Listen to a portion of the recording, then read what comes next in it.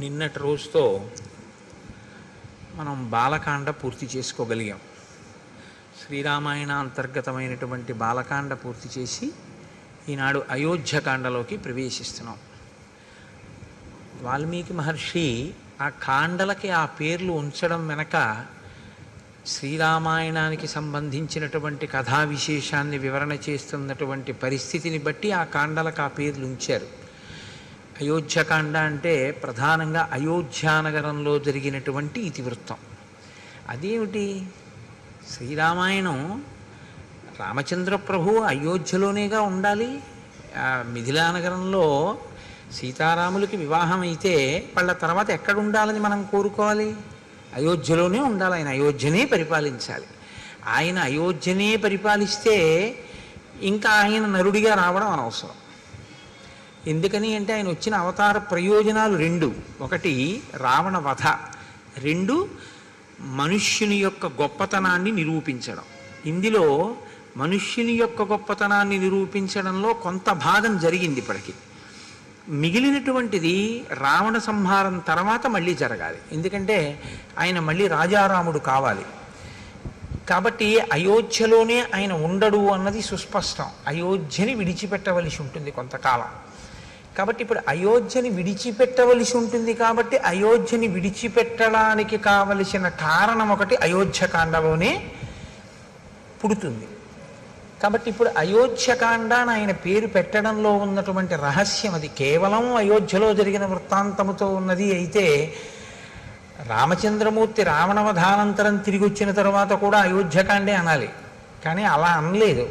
రామాయణంలో బాలకాండ తర్వాత అయోధ్యకాండ అనడం వెనక ఉన్న రహస్యం ఏమిటంటే సీతారాముల వివాహం అవడం అనేటటువంటిది శ్రీరాముడిగా రామచంద్రమూర్తిని లోకానికి పనికొచ్చేటటువంటి వ్యక్తిగా విశ్వామిత్రుడు అందించి తాను ఉత్తర దిక్కుకు వెళ్ళిపోయాడు. బాలకాండ అన్న పేరంటారా? బాలకాండ అనడానికి కారణం రాముని బాల్యాన్ని వర్ణించింది అని కాదు. ప్రధానంగా బాలుడు అంటే అందుకే గణపతిని ఎప్పుడూ కూడా బాలుడిగా చెప్తారు తప్ప గణపతికి, సుబ్రహ్మణ్యుడికి, వీళ్ళకి యవ్వనంలో ఉన్నవాళ్ళు, వృద్ధాప్యంలో ఉన్న వాళ్ళ కింద చెప్పరు. అసలు ఎప్పుడు బాలుడి కిందే చెప్తారు. బాలుడి కింద ఎందుకు చెప్తారో తెలుసా అండి? బాలుడి కింద చెప్పడానికి ఒక లక్షణం చెప్తారు పెద్దలు. ఇప్పుడు కోపం వస్తుంది పిల్లాడికి, ఏదో నాన్నగారు కాజా ఇవ్వలేదు, కోపం వస్తుంది. ఆ కోపం ఎంతసేపు ఉంటుంది అంటే మనం చెప్పలేము. 2 నిమిషాలు 3 నిమిషాలు ఉంటుంది, పోతుంది. పోయి మళ్ళీ నాన్నగారండి నాన్నగారండి అని వాడే వచ్చేస్తాడు. ఇందాక కోపపడ్డావు కదరా అంటే అసలు ఆ కోపపు ఛాయి కూడా వాడి మనసులో ఉండదు. వాడు నవ్వుతాడు అంతే. వాడికి ఏం జ్ఞాపకం కూడా ఉండదు. నిన్న నాన్నగారు కాజా తేలేదు, నేను నాన్నగారి మీద కోపం పెట్టుకున్నానన్న విషయం కూడా వాడి స్మృతిలో ఉండదు. అంతగా బాలురు ఎలా ప్రవర్తిస్తారో అలా మనం చేసేటటువంటి తప్పిదములను మన్నించి మన కార్యములకు విఘ్నములను తీసేస్తారు. కాబట్టి విఘ్నేశ్వరుడు బాలుడు, విశ్వామిత్రుడు బాలుడు. విశ్వామిత్రుడు బాలుడు అంటే అంత స్వచ్ఛమైనటువంటి హృదయము కలిగినటువంటి వాడు, బ్రహ్మర్షిత్వమును పొందినవాడు. బ్రహ్మర్షిత్వమును పొందినటువంటి విశ్వామిత్రుడు రామచంద్రమూర్తిని బాలకాండలో ఉత్తరోత్తరాలోకానికి పనికొచ్చేటటువంటి లోకాభిరాముడుగా ఎలా తయారు చేశాడో చెప్పిన కాండ విశ్వామిత్రుడి యొక్క జీవితాన్ని వర్ణన చేసిన కాండ. కాబట్టి దానికి బాలకాండ అని పేరు. ఇప్పుడు మనం అయోధ్యకాండలోకి ప్రవేశిస్తున్నాం. అయోధ్యకాండ తిక్కన గారి మాటల్లో చెప్పాలంటే ఊర్జిత కథోపేతంబు అంటారు. తిక్కన గారు మహాభారతంలో విరాట పర్వాన్ని ఆంధ్రీకరిస్తూ దాన్ని ఊర్జిత కథోపేతంబు అన్నారు. ఊర్జిత కథోపేతము అంటే ఏమిటో తెలుసా అండి? మంచి బిగితో కూడి ఉంటుందన్నమాట. అంటే నేను తేలిగ్గా మీకు అర్థమయ్యేటో మాట అనాలంటే సస్పెన్స్ అంటే బాగా తెలిసిపోతుంది. ఊర్జితము అంటే ఏం జరుగుతుంది ఏం జరుగుతుంది అని ఉత్కంఠ. అన్నీ బాగున్నట్టుంటాయి కానీ ఎక్కడో ఏదో జరిగిపోతోందని అనుమానం. ఇది ఎటువైపు నుంచి వస్తుంది అన్నది తెలియదు. సాఫీగా నడిచిపోతున్నటువంటి కథ ముడిపడడం మొదలవుతుంది. ముడిపడి ఇది ఎలా ఎక్కడ తేలుతుంది ఎలా తేలుతుంది అని శ్రోతయందు ఒక ఉత్కంఠని సృష్టిస్తుంది. అలా సృష్టించడం ఎక్కడ మొదలైందో దాన్ని ఊర్జిత కథ అని పిలుస్తారు. బాలకాండ ఊర్జిత కథ కాదు యథార్థానికి. ఎందుకంటే అసలు కొడుకులు లేరు, అశ్వమేధం చేస్తానంటే కొడుకు ఉడతాడా పుట్టడా అని మీకు అనుమానం ఏం లేదు. ఎందుకు లేదంటే వెంటనే సుమంత్రుడు చెప్పేశాడు, నేను విన్నానయ్యా ఇంతకుముందే బ్రహ్మమానసపుత్రుడు సనత్కుమారుడి దగ్గర నీ కొడుకు ఉడతాడని చెప్పేశాడు. ఋష్యశృంగుడు ఆశీర్వచనం చేసేశాడు, వశిష్ఠుడు ఆశీర్వచనం చేసేశాడు. కాబట్టి కొడుకులు పుట్టేస్తారు. కాబట్టి అందులో ఊర్జిత కథ అనడానికి ఏముంటుంది? బాలకాండలో ఏం ఉండదు. అయోధ్యకాండ దగ్గరికి వచ్చేటప్పటికి ఊర్జిత కథ. అయోధ్యకాండ ఊర్జిత కథగా మనకి ప్రయోజనం ఏమిటో తెలుసా అండి? మనం గృహస్థాశ్రమంలో ఉన్నటువంటి వాళ్ళం. గృహస్థాశ్రమం అనేటటువంటిది బ్రహ్మచర్యము తర్వాత స్వీకరింపబడేటటువంటి ఆశ్రమం. ఈ గృహస్థాశ్రమంలో ప్రధానంగా పురుషుడు లేదా యజమాని లేదా జీవుడు ఏం చేయాలంటే అర్ధకామములను ధర్మబద్ధం చేసుకుని వైరాగ్యాన్ని సంతరించుకునే ప్రయత్నం చెయ్యాలి. కాబట్టి ధర్మం అంతా గృహస్థాశ్రమంలోనే ఉంటుంది. పట్టుకోవలసింది, అనుష్ఠించవలసింది అంతా ఇక్కడే. బ్రహ్మచారిగా ఉన్నప్పుడు ఏమిటంటే గురువుగారి దగ్గర నేర్చుకోవడం ఒక్కటే ధర్మం, అంతే. అంతకు మించి ఇంకా బ్రహ్మచారికి ఏముంటుంది? ఇంకేం ఉండదు ఆయనకి. కానీ గృహస్థాశ్రమంలోకి వచ్చేటప్పటికి చాలా జటిలంగా ఉంటుంది ఆ స్థితి. చాలా జాగ్రత్తగా ఉండవలసి ఉంటుంది గృహస్థాశ్రమంలో. కాబట్టి ఇప్పుడు రాముడు గృహస్థాశ్రమ ప్రవేశం చేశాడు, సీతాదేవిని చేపట్టాడు. కాబట్టి ఇప్పుడు రాముడు ఒక గృహస్థుగా ఎలా ప్రవర్తించి చూపిస్తాడు. ఇప్పటి వరకు ఒక బ్రహ్మచారిగా ఆయన తల్లితో తండ్రితో గురువుతో, తల్లితో తండ్రితో ఆయన ఎంతవరకు సమన్వయం చెందాడు, ఏం మాట్లాడాడు అన్నది పెద్ద అవకాశం మనకి లేదు తెలుసుకోవడానికి. అంతఃపురంలో ఏదో పిల్లలతో మాట్లాడతారు, అది పెద్ద విశేషం ఏం కాదు. కానీ గురువుగారి దగ్గర ఉండి నేర్చుకున్నది ఏదుందో అది ప్రధానం. అది ఒక్కటే ఉంటుంది బ్రహ్మచర్యంలో. గురువుగారు చెప్పింది వింటూ ఉండడం, గురువుగారి దగ్గర నేర్చుకుంటూ ఉండడం. అది జరిగిందా లేదా? జరిగింది బ్రహ్మచారిగా రామచంద్రమూర్తికి. గృహస్థాశ్రమంలోకి వచ్చేటప్పటికీ అనేక విధములైనటువంటి సమస్యలు తలెత్తుతాయి. పాత్ర మారిపోతుంది. ధర్మం భార్య దగ్గరికి వెడితే భర్తృధర్మం, తమ్ముడి దగ్గర నిలబడితే అన్నధర్మం, గురువు దగ్గరికి వెడితే శిష్యధర్మం, తండ్రి దగ్గరికి వెడితే కొడుకు ధర్మం. ఏ ధర్మానికి ఆ ధర్మాన్ని నిలబెట్టుకుంటూ అన్నిటికన్నా సమున్నతమైనటువంటి ధర్మం ఏదుందో, అంటే వేద ప్రోక్తమైనటువంటి ధర్మం ఏదుందో ఆ ధర్మంతో మిగిలినటువంటివి సమన్వయం చేసుకుంటూ వెడుతూ ఉండాలి. ఇది చాలా సంక్లిష్టమైనటువంటి వ్యవస్థ. ఇందులో మనకి పెద్దలు ఏం చెప్తారంటే, ఈ ధర్మం అనేది మీరు ఎక్కడ తెలుసుకోవాలి అంటే ఒక్క వేదంలోంచే తెలుసుకోవాలి. ఎందుకంటే ధర్మం చెప్పడానికి అధికారం ఇంకెవరికి లేదు. నేను ధర్మం చెప్తానండి అంటే నాకేం అధికారం లేదు ధర్మం చెప్పడానికి. నీ చెప్పింది ధర్మం అవదు, వేదం చెప్పింది ధర్మం అవుతుంది. వేదం చెప్పింది ధర్మం అయితే వేదం చదివి తెలుసుకోగలిగినటువంటి ప్రజ్ఞ ఇవాళ ఎంతమందికి ఉంటుంది? వేదంలో ధర్మం ఇలా ఉంది అని మనం ఎలా చెప్పగలం? చెప్పలేం. కాబట్టి ఋషులు ఏం చేశారంటే స్మృతులు కింద తీసుకొచ్చారు. గౌతముడు ఒక స్మృతి రచన చేశాడు, దాన్ని గౌతమ స్మృతి అంటారు. యాజ్ఞవల్కుడు ఒక స్మృతి చేశాడు, యాజ్ఞవల్క స్మృతి, అత్రి స్మృతి. ఇలా స్మృతులు వచ్చాయి. స్మృతులు ఏం చేస్తాయంటే వేదంలో ఉన్నటువంటి ధర్మసూత్రములను క్రోడీకరించి వాటిని అందంగా ఒక పొందికతో తీసుకొస్తారు. దానికి స్మృతి అని పేరు. శృతి స్మృతి రెండు విరుద్ధంగా ఉండవు. శృతిని స్మృతి అనుసరిస్తుంది. శృతిని స్మృతి ఎక్కడైనా తిరస్కరిస్తే దాన్ని మనం పాటించవలసిన అవసరం ఉండదు, ఎందుకంటే అది ధర్మ విరుద్ధం అవుతుంది. అసలు ధర్మ విరుద్ధమైన విషయాన్ని ఋషి ప్రతిపాదించడం. కాబట్టి శృతికి స్మృతికి మధ్యలో ఏదైనా భేదం ఉందా అంటే అది ఉన్నట్టు నీకు కనపడుతోందేమో, కానీ పెద్దల దగ్గర ఆశ్రయించి నువ్వు తెలుసుకుంటే ఆ భేదం ఉండే అవకాశం పెద్దగా ఏముండదు. ఋషి ఎప్పుడూ మన ప్రయోజనం కొరకే మాట్లాడతారు. కాబట్టే రఘువంశ కావ్యంలో కాళిదాసు గారు ఓ మాట అంటాడు, వేదాన్ని స్మృతి ఎలా అనుసరించిందో అలా నందినీ ధేనువుని దిలీప మహారాజు అనుసరించాడు అన్నాడు.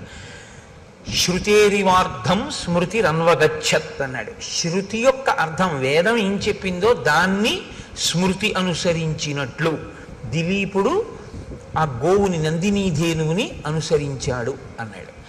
కాబట్టి ఇప్పుడు ధర్మాన్ని పాటించాలి, స్మృతులన్నా తెలిసి ఉండాలి, వేదమన్నా తెలిసి ఉండాలి. నాకు వేదము తెలియదు, స్మృతులు తెలియదు, మరి ఏం తెలుసుకుంటే ధర్మం తెలుస్తుంది? వేదోపబ్రహ్మణమైనటువంటి రామాయణంలో రాముడు ధర్మమూర్తి అయ్యాడు. ఎలా అయ్యాడు? పుట్టుక చేత ధర్మమూర్తి కాలేదు, ధర్మాన్ని అనుష్ఠించి ధర్మమూర్తి అయ్యాడు. కాబట్టి ఇప్పుడు నీవు శ్రీరామాయణం అయోధ్యకాండ ప్రత్యేకించి బాగా అర్థమైతే నీకు అనేకమైనటువంటి ధార్మిక విషయముల మీద అనుమానాలు తీరిపోతాయి. కానీ మీరు దాన్ని చాలా జాగ్రత్తగా అర్థం చేసుకోవలసి ఉంటుంది. అర్థం చేసుకుంటే మాత్రం అసలు గృహస్థాశ్రమంలో ఎలా బ్రతకాలి, ఎలా ఉంటాయి విషయాలు అన్నదాన్ని అసలు అయోధ్యకాండ ఆవిష్కరించినట్లుగా శ్రీరామాయణంలో మిగిలిన కాండలు చూపించలేవు. ఎందుకంటే సుందరకాండ ఉపాసన కాండ, అయోధ్యకాండ గృహస్థాశ్రమ ధర్మములను వివరించేటటువంటి కాండ. అందుకే అయోధ్యకాండ ప్రధానంగా ఎవరు విని తీరాలి అంటే గృహస్థాశ్రమంలో ఉన్నటువంటి వాళ్ళందరూ వినాలి, గృహస్థాశ్రమంలోకి వెళ్ళే వాళ్ళందరూ వినాలి.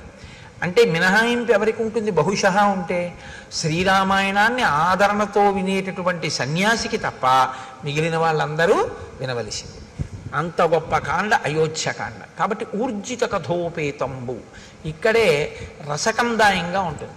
అంటే కథ ఒక కొత్త పుంత తొక్కి అవతార ప్రయోజనం వైపుకి నడుస్తుంది. అది ఎలా నడుస్తుందో, ఎంత గమ్మత్తుగా నడుస్తుందో మీరు ఇప్పుడు అవధరించేటటువంటి ప్రయత్నం చేద్దురు. కానీ నిన్నటి రోజున మీతో నేను ఒక మాట అని పూర్తి చేశాను. అన్ని ఋతువుల యందు సుఖములను అనుభవించారు సీతారాములు అంటూ నేను బాలకాండని పూర్తి చేశాను. అన్ని ఋతువుల యందు సుఖమును అనుభవించుట, ఈ మాట కొంచెం జాగ్రత్తగా మీరు పట్టుకోవాలి. మీకు సుఖంగా ఉందా అండి అంటుంటారు. ఈ ఫ్యాన్ పెట్టి మీకు సుఖంగా ఉందా అండి అంటారు. అంటే మీరు బాగా గుర్తుపెట్టుకోండి, అది ద్వంద్వము అని గుర్తు. ఖ అంటే ఆకాశం, సంస్కృతంలో ఖ అంటే ఆకాశం. ఆకాశానికి మార్పు ఏమి ఉండదు అసలు, అది ఎప్పుడు అలాగే ఉండదు. దానిలో మబ్బులు వచ్చాయనుకోండి, మీకు ఇప్పుడు ఆకాశము మేఘావృతమైంది, ఆకాశంలో మబ్బులు తొలగిపోయాయి అనుకోండి, ఆకాశము నిర్మలంగా ఉంది. ఆకాశం ఏమైనా మారిందా? ఆకాశం ఏం మారలేదు. మబ్బులు కమ్మాయి, మబ్బులు పోయాయి. ఖ అంటే ఆకాశం, సు ఖ అంటే మనస్సు, ఖ అంటే ఆకాశం, సు ఖ అంటే బాగున్నట్టు నీకుంటే సుఖ. ఆ సు కాసేపటికి బాగుండనట్టు అనిపిస్తే దుఃఖ. ఖ అలాగే ఉంది, ముందున్న సు మారింది, దు మారింది, అంతే.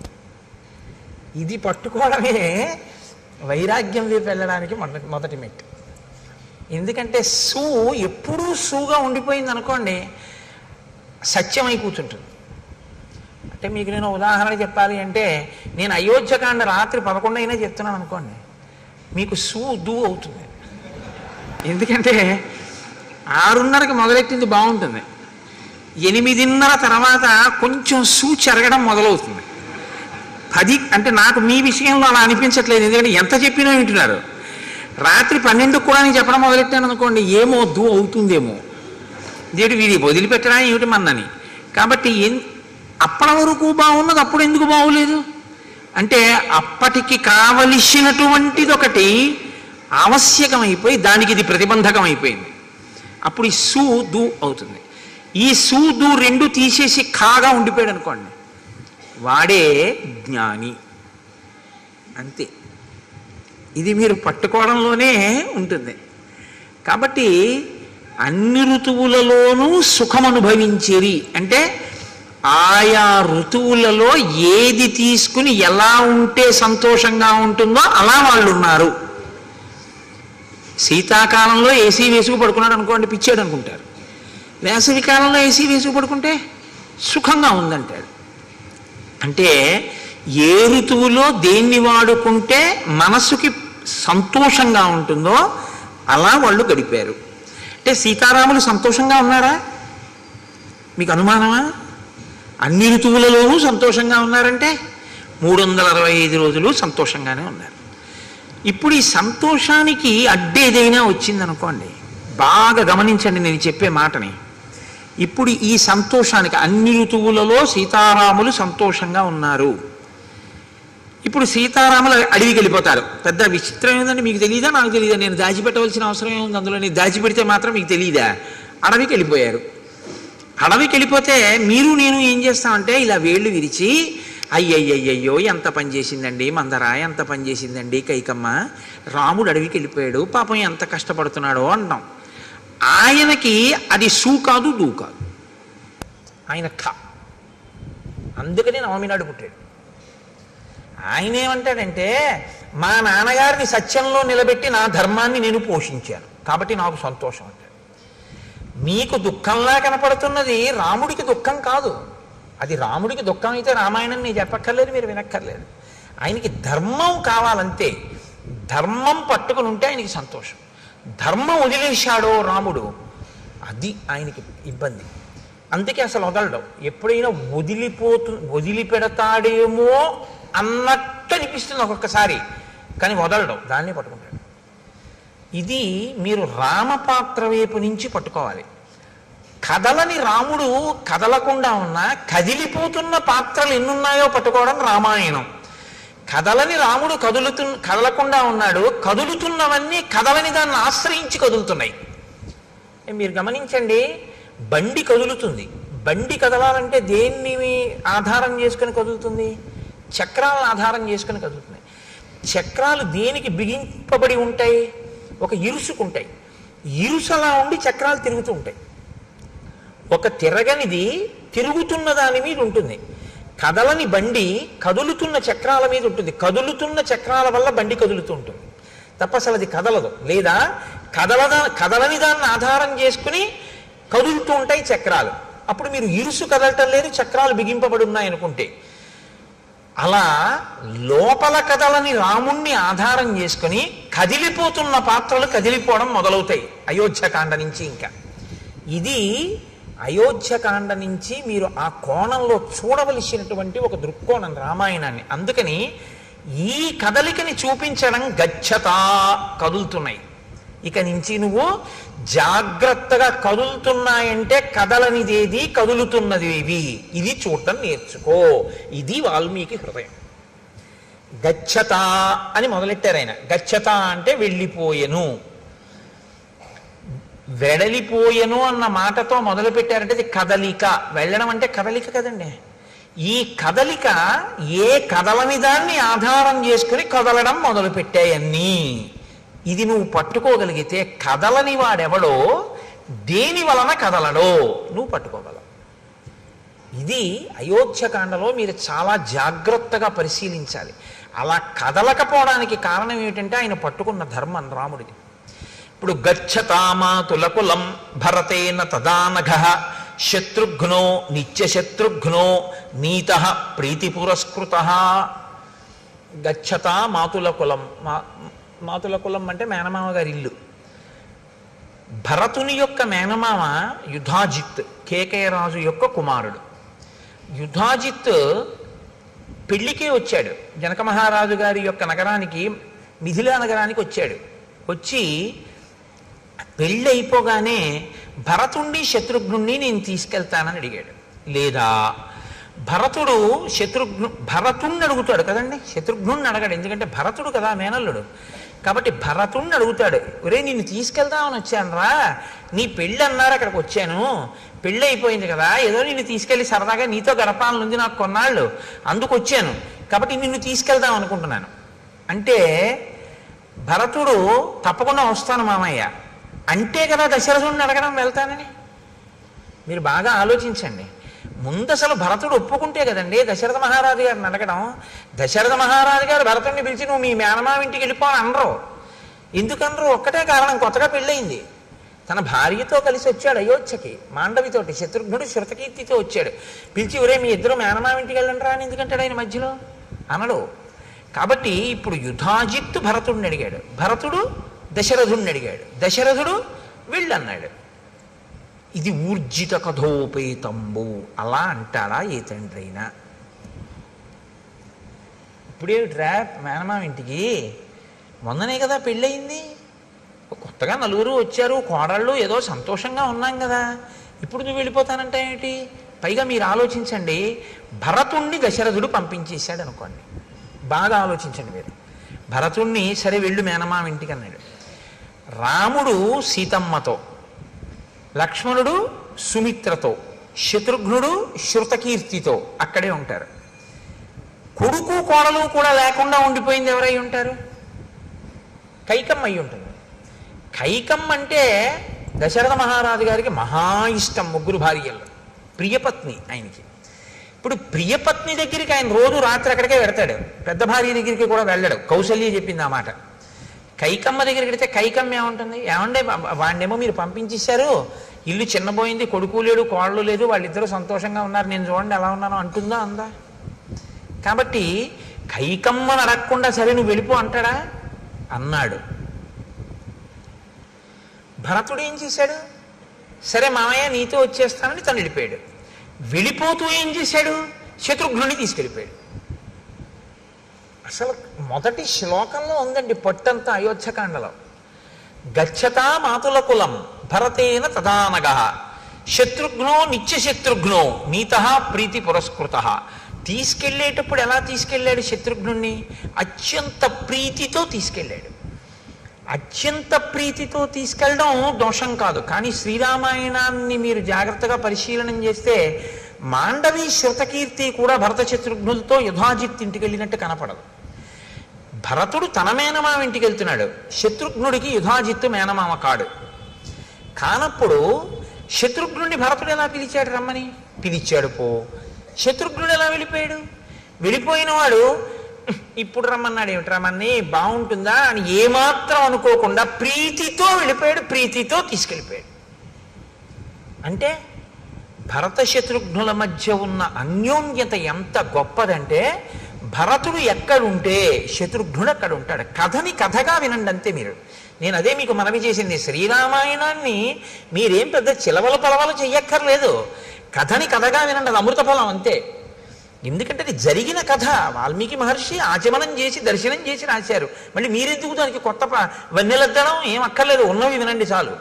ఉన్నది వింటే మీకు అమృతం లభిస్తుంది. అవతార ప్రయోజనం నెరవేరడానికి కథ ఎలా బిగుస్తోందో చూడండి. ఇప్పుడు వీళ్ళిద్దరి మధ్య సఖ్యత ఉంది. మిగిలిపోయిన వాళ్ళిద్దరు ఎవరు? రామలక్ష్మణులు మిగిలిపోయారు. వాళ్ళిద్దరు ఎక్కడున్నారు? అయోధ్యలో ఉన్నారు. వాళ్ళిద్దరి భార్యలు ఎక్కడున్నారు? అయోధ్యలో ఉన్నారు. భరత శత్రుఘ్నుల భార్యలు ఎక్కడున్నారు? అయోధ్యలోనే ఉన్నారు. పంపించిన దశరథుడు ఏదైనా మనస్సులో వాళ్ళు ఇక్కడ ఉండడం ఇష్టం లేక పంపాడా? వెళ్ళిపోయిన వాళ్ళు పెళ్ళవగానే ఏదైనా మనస్సు మారి మనం ఇక్కడ ఎందుకు, మనం మేనమామ ఇంటికి వెళ్ళిపోదామని వెళ్ళారా? ఇప్పటి వరకు ఇలాంటి అనుమానాలు ఏం లేవు రామాయణంలో కదండి. రామాయణం జరుగుతున్నప్పుడు దశరథుడి అంతఃపురం పక్కింట్లో మీరు ఉన్నారని ఊహిస్తే లోకం విషయాలు మనకు ఎక్కువ కావాలి కాబట్టి మనం ఆ కోణంలో ఆలోచించినప్పుడు దశరథుడు వెళ్ళమన్నాడా? పెళ్ళవగానే ఏమైనా మార్పు వచ్చి ఎవరి గొడవ వాళ్ళు చూసుకుంటూ ఏమైనా భరత శత్రుఘ్నులు ఇద్దరు వేరే వెళ్ళారా? మళ్ళీ ఇందులో కొత్త గొడవ ఏమిటంటే, భరత శత్రుఘ్నులు అన్నదమ్ములు గారు, ఒక తల్లి బిడ్డలు కారు, నలుగురు ఒక తండ్రి బిడ్డలు, కానీ నలుగురు ముగ్గురు తల్లుల బిడ్డలు. ఇందులో రామలక్ష్మణులు ఓ తల్లి బిడ్డలు మిగిలిపోయి శత్రుఘ్నులు ఓ తల్లి బిడ్డలు వెళ్ళిపోతే ఏదో ప్రమాదాన్ని మీరు శంకించవచ్చు. రాముడి దగ్గర సుమిత్ర కొడుకున్నాడు, భరతుడి దగ్గర సుమిత్ర కొడుకే ఉన్నాడు. సుమిత్రకి ఇద్దరు బిడ్డలు, లక్ష్మణుడు శత్రుఘ్నుడు. ఒకడు రాముడితో ఉన్నాడు, ఒకడు భరతుడితో ఉన్నాడు. ఒక తల్లి బిడ్డలే అయినా కూడా ఏమంటే రాజ్యం కదా, అధికారం కదా, వాళ్ళిద్దరి మధ్య మళ్ళీ పొసగలేదు. అందుకని ఒక ఆయన అటు చేరాడు, ఒక ఆయన ఇటు చేరాడు అనుకుందామా? అలా అనుమానం ఏమైనా ఉందా మీకు? ఊర్జిత కథోపేతంబో, ఆ కదలికలోనే ఎన్ని కదలికలు వచ్చాయో చూడండి, ఆలోచనలు. భరతుడు అక్కడ కదిలితే శత్రుఘ్నుణ్ణి తీసుకుని వెళ్ళిపోతే ఎంత కదిలిందో చూడండి కథ, ఎన్ని ఆలోచనలు కదిలేయో చూడండి. ఇప్పటి వరకు అలా ఏమైనా అవకాశం ఉందా ఎక్కడైనా? లేదు. ఇంకిక్కడి నుంచి అన్నీ కదులుతుంటాయి లోపల. కాబట్టి ఇప్పుడు ఆ వెంటనే మహర్షి అంటారు, మాతులే నాశ్వపతిన చేత భరతుడు శత్రుఘ్నుణ్ణి కూడా తీసుకుని వెళ్ళినా భరతుడి మేనమామ అయిన యుధాజిత్తు వీడు కూడా ఎందుకు వీడితోటన్న భావన ఆయనకేం లేదు. ఈ ఇద్దరు పిల్లలకి యుధాజిత్ ఇంటికి వెళ్ళిపోయేటప్పుడు నేను అన్నయ్యతో వెళ్ళడం ఎందుకని శత్రుఘ్నుడికి లేదు, ఇప్పుడు తమ్ముడిని తీసుకెళ్ళడం ఎందుకని భరతుడికి లేదు. అంటే అందరి మనసులు నిర్మలంగానే ఉన్నాయా? మరి ఎందుకు తీసుకెళ్ళినట్టు యుధాజిత్తు?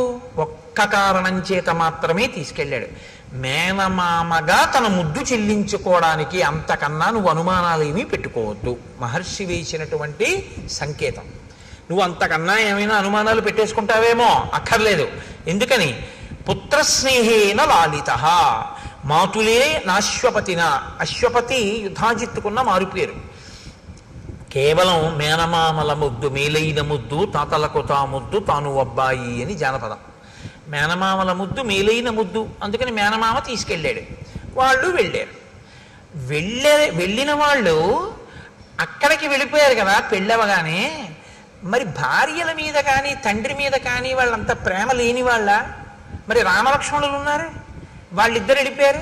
తల్లిదండ్రుల మీద ఏమండి మీరు ఏమైనా చెప్పండి కానీ రామలక్ష్మణులకి ప్రీతి ఎక్కువ, అందుకే వాళ్ళు పాపం ఎప్పుడు విడిచిపెట్టి వెళ్ళలేదు. వాళ్ళిద్దరూ మాత్రం చూడండి తగుదనమ్మా అని మేనమామ గారు ఇంటికి వెళ్ళిపోయారని మీరు అంటారేమో. వెంటనే మహర్షి అంటారు, సర్వ ఏవతు తస్యేష్ఠాః చత్వారః పురుషర్షభాః స్వశరీరాద్వినిర్వృత్తాః చత్వార ఇవ బాహవః. దశరథ మహారాజు గారికి రామ లక్ష్మణ భరత శత్రుఘ్నులు నలుగురి యందు ఉన్నటువంటి ప్రీతి ఎటువంటిదంటే, తన శరీరములోనే ఉన్నటువంటి ఉత్పన్నమైన 4 బాహువుల యందు తనకి ఎలా సమానమైన ప్రేమ ఉంటుందో దశరథుడికి కూడా అలాగే నలుగురు కొడుకుల మీద సమానమైనటువంటి ప్రేమ ఉన్నది. అంతే తప్ప భరత శత్రుఘ్నుల మీద తక్కువ ప్రేమ, రామలక్ష్మణుల మీద తక్కువ ప్రేమ అలా ఏం ఆయనకి లేదు. ఆయన మేనమామ పిలిచాడు, పంపించాడు.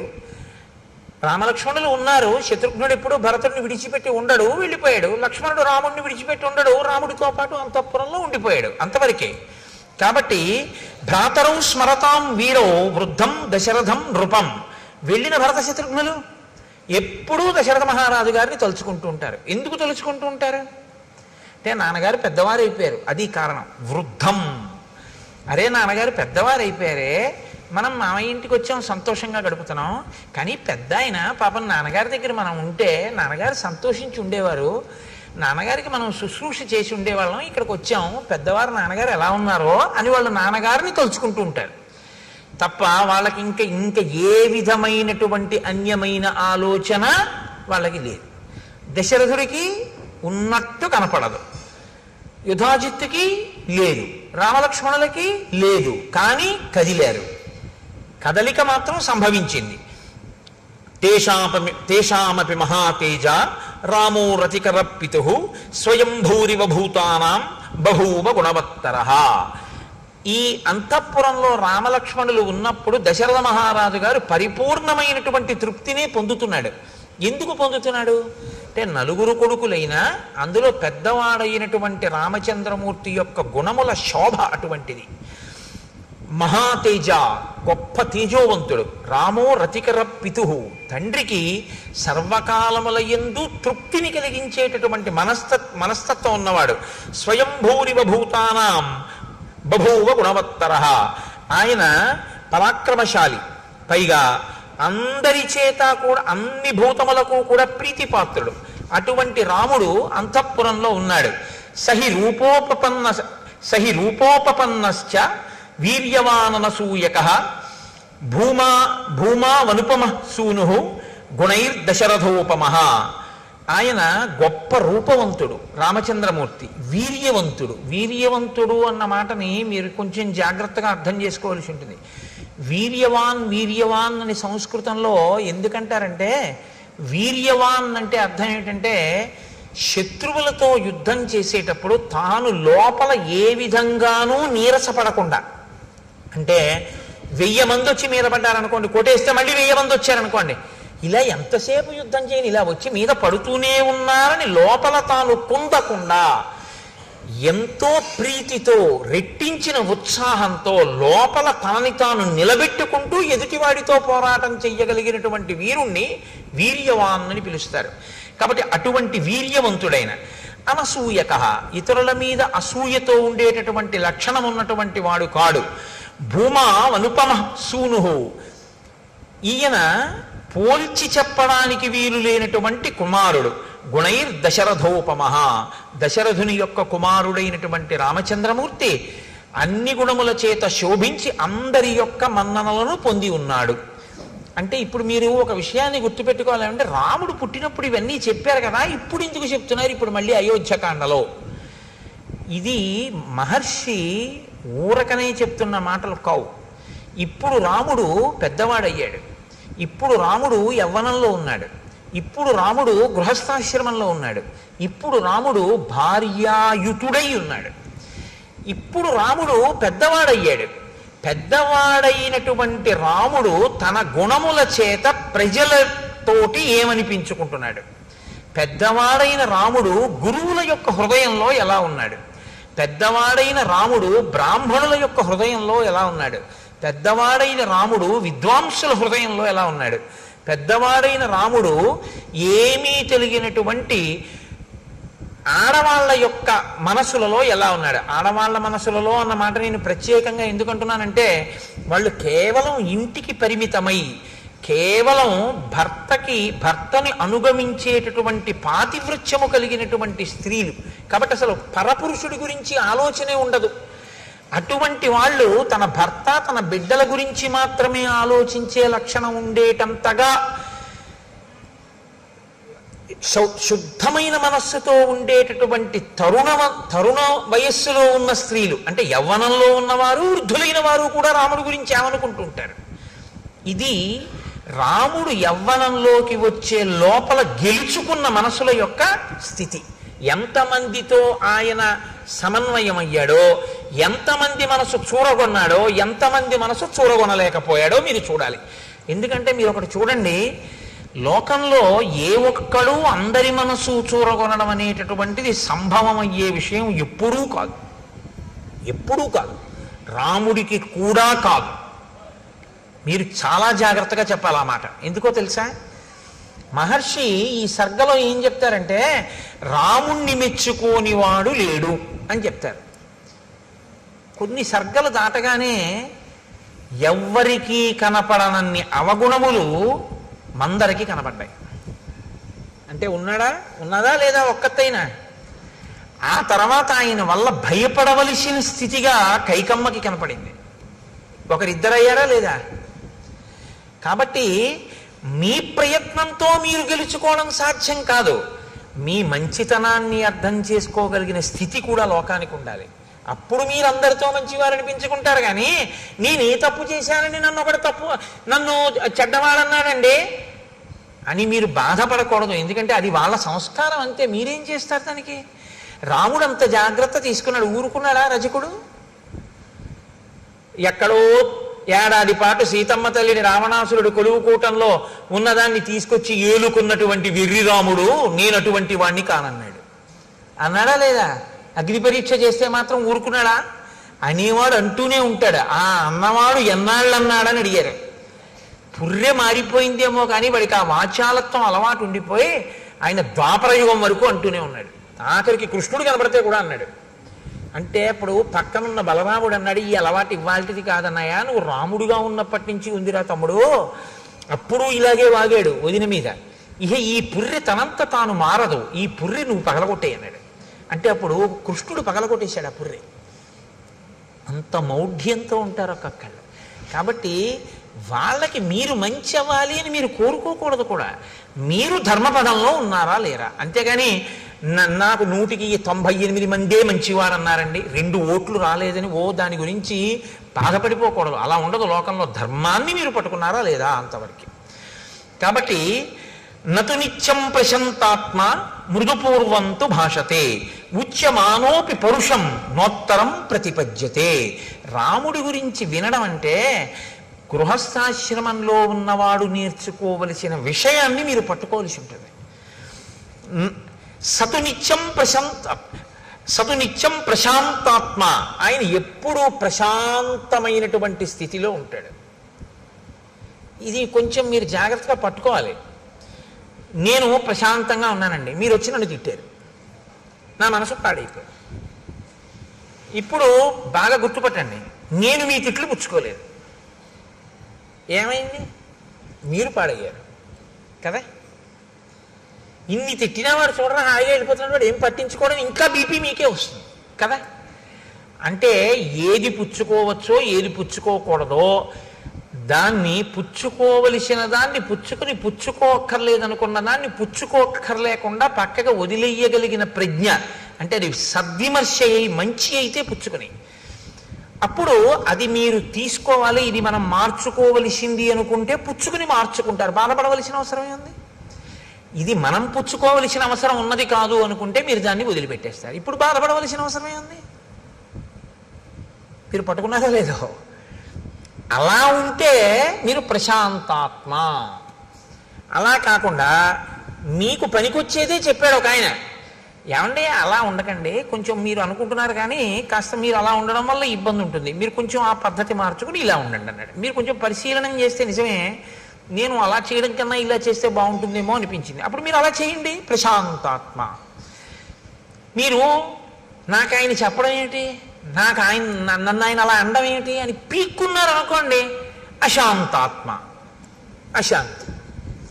ఇప్పుడు అది మనం పుచ్చుకోవలసింది లేదు. ఆయనకి తెలియదు పాపం, ఏం మాట్లాడాలో తెలియదు. కాబట్టి ఏదో మాట్లాడాలనుకుని మాట్లాడేశాడు అంతే. కాబట్టి దాని గురించి పెద్ద చింత లేదు, వదిలిపెట్టేసి అక్కడతో. ఇప్పుడు ప్రశాంతాత్మ కదా. ఇది మిమ్మల్ని బట్టి ప్రశాంతాత్మ కానీ పక్కవాడిని బట్టి ప్రశాంతాత్మ ఎప్పుడూ ఉండదు. అలా అయితే నేను ఏం చేయాలో తెలుసా అండి, అసలు మనిషి అన్నవాడు కనపడని చోటుకు పారిపోవాలి నేను ప్రశాంతంగా ఉండాలంటే. అది సంభవం అండి గృహస్థాశ్రమంలో. తెల్లారులేస్తే కొడుకుంటాడు, భార్య ఉంటుంది, బిడ్డలు ఉంటారు, పాలవాడు ఉంటాడు, పూలవాడు ఉంటాడు, ఉద్యోగానికి వెడతాం, అధికారులు ఉంటారు, అందరూ ఉంటారు. అందరితోటి సమన్వయం అవ్వాలి. అందరితోనూ సమన్వయం అవుతూ మీరు ప్రశాంతాత్మ. అలా ఉండాలంటే ఇది మీకు రావాలి. మీకు వస్తే మీరు ప్రశాంతాత్మ. రాముడు ప్రశాంతాత్మ. ఇది పట్టుకోండి బాగా. ఇప్పుడు రాముడు ఏది పుచ్చుకోవాలో అది పుచ్చుకుంటాడు, ఇది అక్కర్లేదనుకుని వదిలేస్తాడు. అందులో ఆయన ఇప్పుడు అలాగే ఉంటాడు. ఉండని వాళ్ళు ఎవరంటే ఇన్నన్నా అలా ఉన్నాడని బాధపడేవాడు, ఇంత చెప్పినా మార్చుకోలేదని బాధపడేవాడు, లేకపోతే నీ చెప్తే మార్చుకున్నాడని పొంగిపోయేవాడు. మీరు పట్టుకున్నారో లేదో. ఆయన మార్చుకున్నాడండి, ఆయనండి నీ చెప్తేనే మార్చుకున్నాడని వీడు పొంగిపోయాడు. ఇప్పుడు పొంగు వీడిది, ఆయన ఏందేం లేదు, ఆయన ప్రశాంతాత్మ. నీ చెప్పానండి, ఆయన వినలేదు, వీడు కుంగిపోయాడు. కుంగిపోయింది వీణ, ఆయనకేం లేదు, ప్రశాంతాత్మ. పొంగు కుంగు నీకొస్తున్నాయి, ఆయనకేం లేదు. రామాయణంలో కదలికలు ఇలా ఉంటాయి. కదలని వాడెవరు, ఇది ఎంత గుంభనంగా చెప్తాయో చూడండి శ్లోకాలు. ఇది రాముడికా మీకు కూడానా? మీకు కూడా. రక్తపోటు ఎందుకు వచ్చింది అంటే ఆందోళన వలన. ఆందోళన వలన ఎందుకు వచ్చింది అంటే ప్రతి చిన్న విషయానికి కదిలిపోతాడు. అలా కదిలిపోకుండా ఉండాలంటే ఏమిటి మార్గం అంటే శ్రీరామాయణం ఒక పెద్ద మనస్తత్వ శాస్త్రము. మీకు ప్రశాంతంగా జీవితం చేసుకునేటటువంటి మార్గాన్ని శ్రీరామాయణం ఉపదేశం చేస్తుంది. అలా ఉండడానికి ఏం చేస్తూ ఉంటాడండి ప్రశాంతాత్మ? మృదుపూర్వంతు భాషతే. చాలా మృదువుగా మాట్లాడతాడు. అదేమి కఠినంగా ఉండదు ఆయన మాట్లాడితే. కానీ ఏమండి చాలా వ్యగ్రతతో లోపల కడుపులో మండిపోయి చెప్పవలసిన మాట చెప్పవలసి వస్తే ఎలా చెప్తాడు? ఏ కేకలేం వేయడైన చక్కగా చెప్తాడు. నా సంకుచిత పంథాహ ఏనవాలి హతోగత అంటాడంతే. వాలి విడిపోయిన మార్గం మూసుకుపోలేదని సుగ్రీవుడికి చెప్పు అంటే, మాట వినకపోతే వాళ్ళ అన్నయ్య ఎటు వెళ్ళాడో అటు వెళ్ళిపోతాడని చెప్పు అంటే చచ్చిపోతాడని చెప్పు. చక్కగా మాట్లాడతాడు. ఎంత అందంగా మాట్లాడతాడో.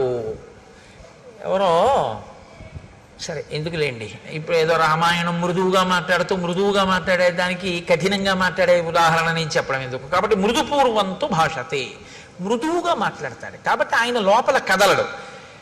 ఒకవేళ నిష్కారణంగా ఎవడో కటువుగా మాట్లాడితే మరి అప్పుడు ఏం చేస్తాడండి? ఉచ్యమానోపి పరుషం నోత్తరం ప్రతిపద్యతే. అవతల వాడు చాలా ఉద్రేకంగా మాట్లాడుతున్నాడు, ఇప్పుడు తాను కానీ మళ్ళీ మాట్లాడితే అది ఖచ్చితంగా ఉద్రేకానికే పెడుతుంది. అప్పుడు ఆయన మాట్లాడు, ఆయన మౌనంగా ఉంటాడు. ఆయన మౌనంగా ఉండి అవతల వాడిని బాగా మాట్లాడనిస్తాడు. ఎంత ఉద్రేకపడగలడో అంత ఉద్రేకపడనిస్తాడు. ఆయన నిశ్శబ్దంగా అవేం పుచ్చుకోడు. పుచ్చుకుంటే కదండి వచ్చిన బాధ. ఇప్పుడు నన్ను తిట్టాలని మీరు అనుకున్నారనుకోండి, అనుకుని నన్ను తిట్టేశారు, కానీ నేను అప్పుడు నిద్రపోతున్నాను. ఏమైనా ప్రయోజనం ఉందా? మీరు తిట్టారని కూడా నాకు తెలియదు. లేచుండి నేను పుచ్చుకోపోయినా అంతే. మీరు 1000 రూపాయలు ఇస్తే నేను పుచ్చుకోలేదనుకోండి, నేను ఆయనకి 1000 రూపాయలు ఇచ్చానండి అని మీరు అనగలరా? నేను పుచ్చుకుంటే కదా మీరు నాకు ఇచ్చినట్టు. మీరు తిట్టారు, మీరు తిట్టానని మీరు అనుకుని ఉద్రేకపడాలంటే నేను పుచ్చుకుంటే కదా. ఇది రాముని యొక్క స్వభావం. ఇది యథార్థానికి ఏంటంటే రాముడు అలా ఉన్నాడంటే ప్రశాంతాత్మ, నీకు కూడా అలా ఉండాలని ఉందా? రాముడు ఇలా ఉన్నాడు, నువ్వు అలా ఉండు. మార్గాన్ని చెప్తున్నారు మహర్షి. ఎందుకంటే గృహస్థాశ్రమంలో మనం వివిధమైనటువంటి వ్యక్తులతోటి సందర్భంలోకి వస్తాం. నాకు ఒక మిత్రుడు ఉండేవాడు, ఎప్పుడు ఎవరినో ఒకళ్ళని తిట్టేవాడు. రోజు ఆఫీసులో రోజు దెబ్బలాడేవాడు. మొన్న మా అమ్మాయి పెళ్లి భోజనానికి వస్తే నేను అన్నాను కూడా, నీ గురించి ఉపన్యాసంలో చెప్తున్నాను ఆయన ఈ మధ్యని. అంటే అతను అన్నాడు, నేను రోజున అన్నాను, ఏమయ్యా నువ్వు రోజు ఎవరో ఒకరితో దెబ్బలాడతావు కదా, అసలు ఎవ్వరూ దెబ్బలాడకుండా నువ్వు దెబ్బలాడినా మౌనంగా ఉన్నారనుకో, ఏం చేస్తావయ్యా, ఎలా దెబ్బలాడతావు అన్నాను. దెబ్బలాడకపోతే నాకు నిద్ర పట్టదండి కోటేశ్వరారు అనేది. మరి దెబ్బలాడకపోతే ఎవ్వరూ దెబ్బలాడకుండా అందరూ మౌనంగా ఉన్నారు, నువ్వేమన్నా ఊరుకున్నారు, ఏం చేస్తావు అన్నాను. మా ఆవిడితో దెబ్బలాడతానన్నాడు. మీ ఆవిడ దెబ్బలాడకపోతే అన్నాను. మా ఆవిడితో ఎలా దెబ్బలాడాలో నాకు తెలుసు అన్నాడు. నేను తెల్లబోయాను, ఎలా దెబ్బలాడతావు అన్నాను. ఆవిడని ఎలా దెబ్బలాడగలవు నువ్వు ఆవిడితో అన్నాను. ఏముంది, ఇంటికి వెళ్ళి అడుగుతాను, ఉత్తరాలు ఏమైనా వచ్చాయా అని అడుగుతాను. వచ్చాయి అందనుకోండి. కన్యాదానం ఎందుకు చేశాడు మీ నాన్న? కన్యాదానం చేసి నాతో పంపడం ఎందుకు, రోజుకో ఉత్తరం రాయడం ఎందుకు, నీకేమో పుట్టింటి మీద వ్యామోహం కల్పించడం ఎందుకు, నిమిషానికి ఒకసారి నువ్వు పుట్టింటికి ఎడతాను అనిపించేటట్టుగా చేయడం ఎందుకు, ఎందుకు ఆపాటి దానికి ఆ పుట్టింట్లోనే ఉంచుకోపోయాడా, ఎందుకు ఇచ్చినట్టు పిల్లలని చెప్పి అయిన దానికి కాని దానికి చెలరేగిపోతాను అలా మెట్ల మీద. ఆవిడ కోపం వచ్చేదో ఉంటుంది. నేను అన్నాను, మరి ఉత్తరం రాయిపోతే అన్నాను. కన్యాదానం చేసేసాడుగా, ఇంకా ఏమైపోతాయి ఆయనకి ఎందుకు, ఓ క్షేమంగా ఉన్నావా ఏమిటని కూడా ఉత్తరం రాయడు. ఎంత గొప్ప నాన్నే మీ నాన్న అంటానన్నాడు. అయ్యి బాబోయ్ నాయన నీతో చాలా కష్టం రా అన్నాడు. కాబట్టి అలా ఉన్నాడనుకోండి, మీరేం చేస్తారు దానికి? అప్పుడు రాముడు ఏం చేస్తాడంటే మౌనంగా ఉంటాడు అన్నారు మహర్షి. నోత్తరం ప్రతిపద్యతే, ఏమీ మాట్లాడ్డు, నిశ్శబ్దంగా ఉంటాడు. ఆయన నిశ్శబ్దంగా, నేను మాట్లాడను, జవాబు చెప్పను ఇప్పుడు, అంతే, అలా ఉంటాడు. కథంచిదుపకారేణ కృతే నైకేన తుష్యతి నస్మరత్యపకారాణం శతమప్యాత్మవత్తయ. కథంచిదుపకారేణ, కథంచి అంటే కావాలని చేసింది కాదు, అనుకోకుండా చేసిన ఉపకారం. అనుకోకుండా ఆయన వల్ల ఒక ఉపకారం జరిగింది, కావాలని చేద్దామని చేసిన ఉపకారం ఏం కాదది. కథంచిదుపకారేణ కృతే నైకేన తుష్యతి, అలాంటి ఉపకారం ఒక్కటైనా సరే ఎంతో సంతోషపడిపోతాట. గుర్తుపెట్టుకుని ఆయనండి నాకు ఈ ఉపకారం చేశారు, ఆయనండి నాకు ఈ ఉపకారం చేశారంటట. నిజంగా ఆయన ఏం కావాలని ఏం చేయలేదు. ఏదో రాముడు నేను ఓ దగ్గర కూర్చున్నాం అనుకోండి, రాముడు టికెట్ కొనుక్కుందామని ఎడుతున్నాడు, రాముడి పెట్టి నా పెట్టి పక్కన పెట్టాడు, నాకేం చెప్పలేదు, వెళ్ళిపోయాడు. ఈలోగా ఓ దొంగ అటుగా వచ్చాడు, ఆ పెట్టి పట్టుకెడదాం అనుకుని నా పెట్టే అనుకుని పట్టుకెళ్ళలేదు, పక్క వాళ్ళ పెట్టి పట్టుకుని వెళ్ళబోయాడు, పట్టుకున్నారు, కొట్టారు.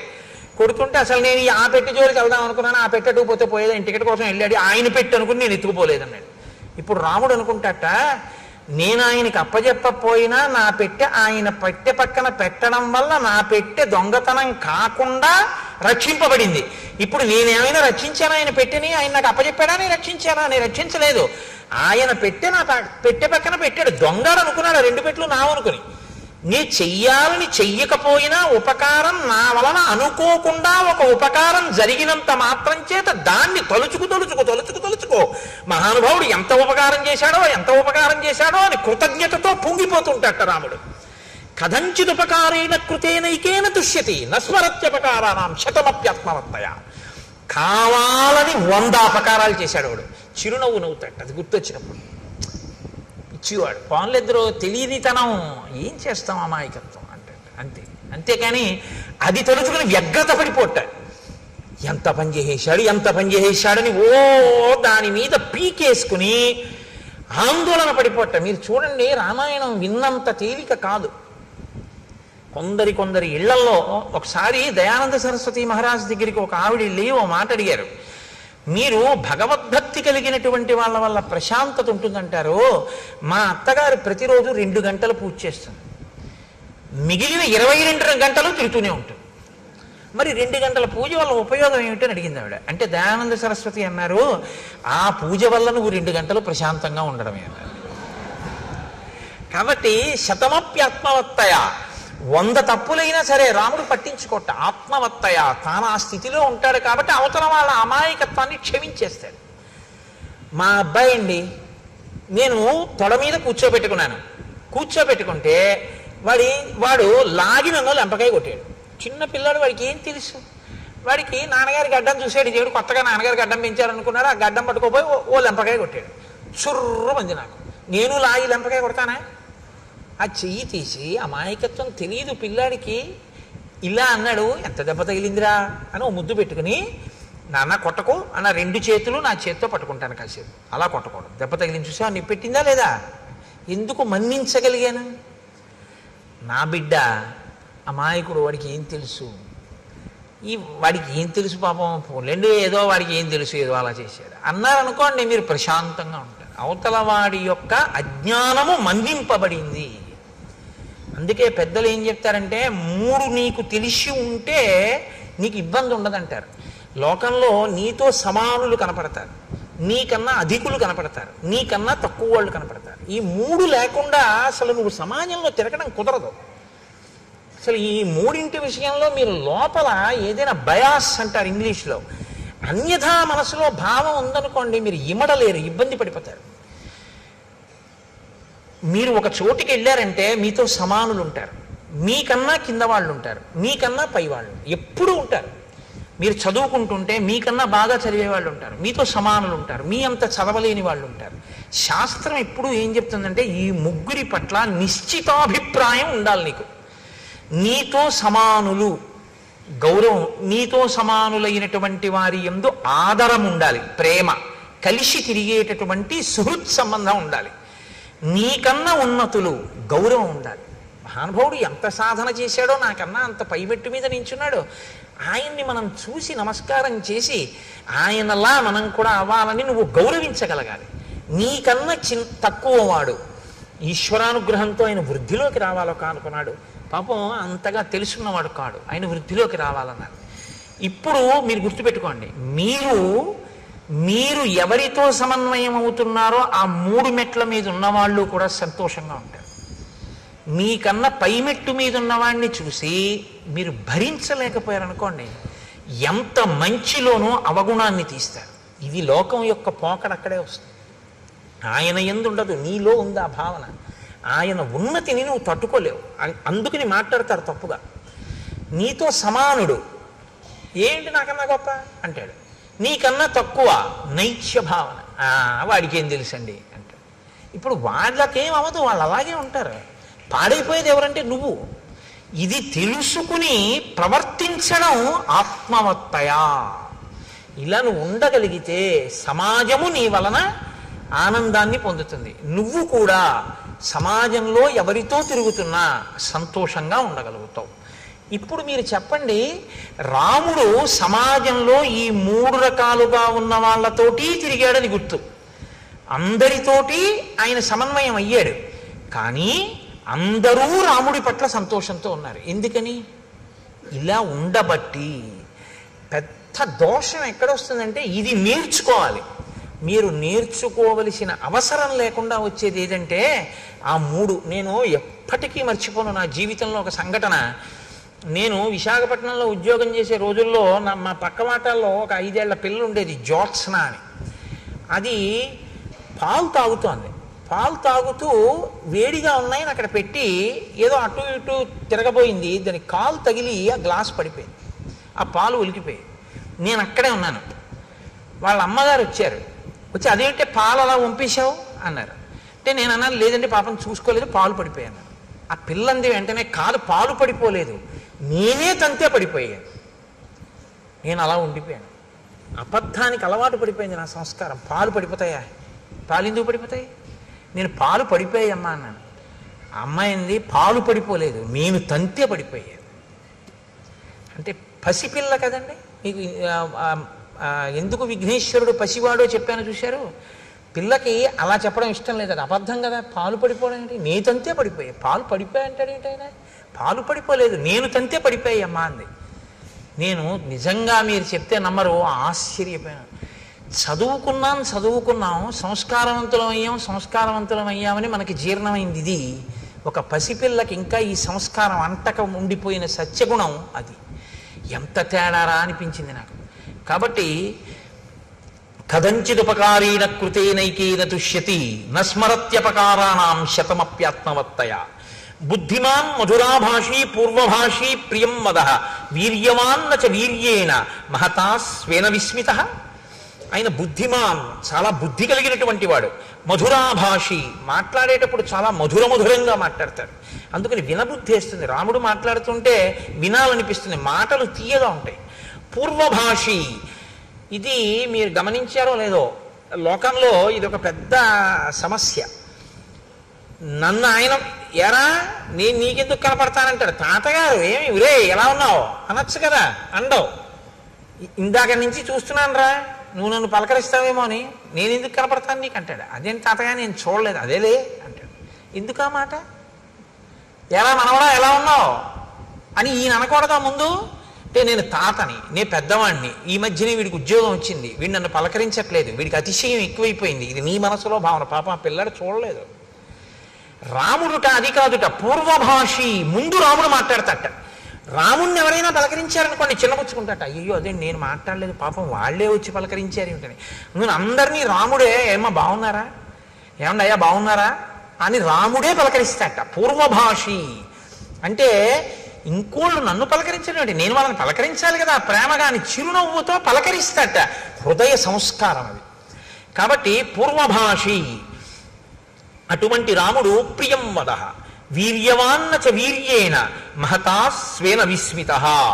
ఆయన అంత పరాక్రమం ఉండి కూడా, అటువంటి వీర్యవాన్ అయ్యుండి కూడా నేను వీర్యవంతుణ్ణి అని ఎన్నడూ కూడా అతిశయంతో అహంకారంతో ఉన్నవాడు కాడు.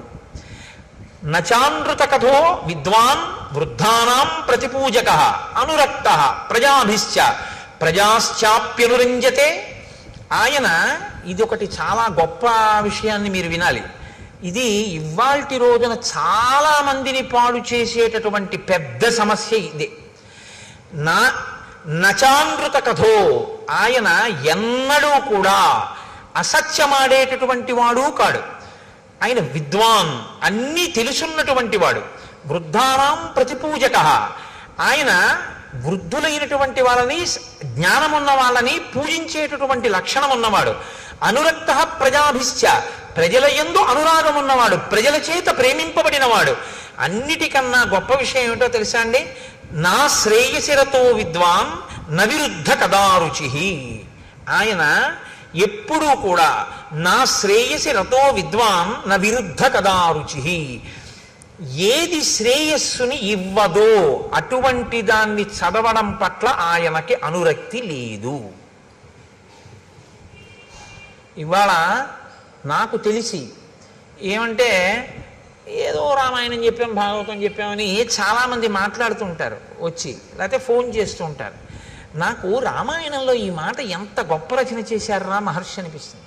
ప్రింటింగ్ ప్రెస్లు వచ్చేసాయి. ఈ తెలిసినా తెలియకపోయినా ఏదో పుస్తకం రాసేయడం, రచన చేసేయడం, దాన్ని విడిచిపెట్టేయడం. ఆ పుస్తకం ఏం చేసేస్తోందంటే, తెలిసి తెలియనితనంతో రాసినటువంటి పుస్తకం చాలామంది జీవితాలనే పాడు చేసేస్తాం. తెలిసి తెలియనటువంటి విషయంతో ఉన్నటువంటి పుస్తకాలు, కల్పిత కథలన్నీ కూడా ఏం చేస్తాయంటే మనసుకి ఉద్రేకాన్ని కల్పించేవై ఉంటాయి. అవి యథార్థములు కావు, కానీ ఉద్రేకాన్ని కల్పిస్తాయి, కాసేపు లేకపోతే ప్రసన్నత్వాన్ని కల్పిస్తాయి. అది ఏమైపోతుందంటే మనసు మెల్లిమెల్లిగా దానికి అలవాటు పడిపోతుంది. ఆ కల్పిత కథల్ని చదువుకుంటూ ఉండడం. నువ్వు చదువుకున్నటువంటి చదువు దేనికి పనికి వస్తుందంటే, సత్యము కాని ఒక విషయాన్ని నువ్వు అదే పనిగా చదువుకుంటూ ఆ భ్రాంతిలో గడిపేయడానికి పనికొస్తుంది. ఏది సత్యమైన విషయమో అది చదువుకోవడానికి నీ చదువు పనికి రావాలి. రాముడు ఎప్పుడు చదివేవాడు కాదుట. అసత్యమైన విషయము అది నాకు శ్రేయస్సుని ఇవ్వదు, అది పనికొచ్చేది కాదు, నా ఉద్ధరణకి పనికిరాదు, రాముడు చదివేవాడు కాడు.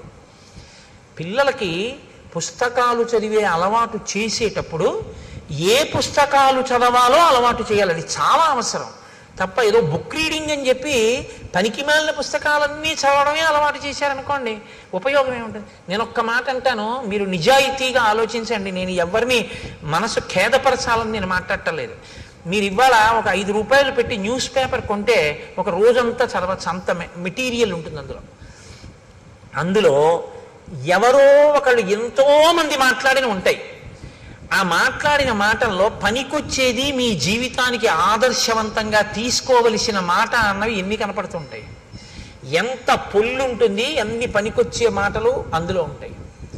కానీ మనం న్యూస్ పేపర్ చదవద్దని నేను అన్ను, న్యూస్ పేపరే జీవితంగా బతుకుతాం. సంధ్యావందనం చేయడం ముఖ్యమా, న్యూస్ పేపర్ చదవడం ముఖ్యమా అంటే ఒక్కసారి పేపర్ చూస్తానంటాడు. ఒక్కసారి పేపర్ చూస్తానని ఇలా పట్టుకున్నవాడు పేపర్ అంతా అయ్యాక 9ంటికి సంధ్యావందనానికి వెళ్తాడు.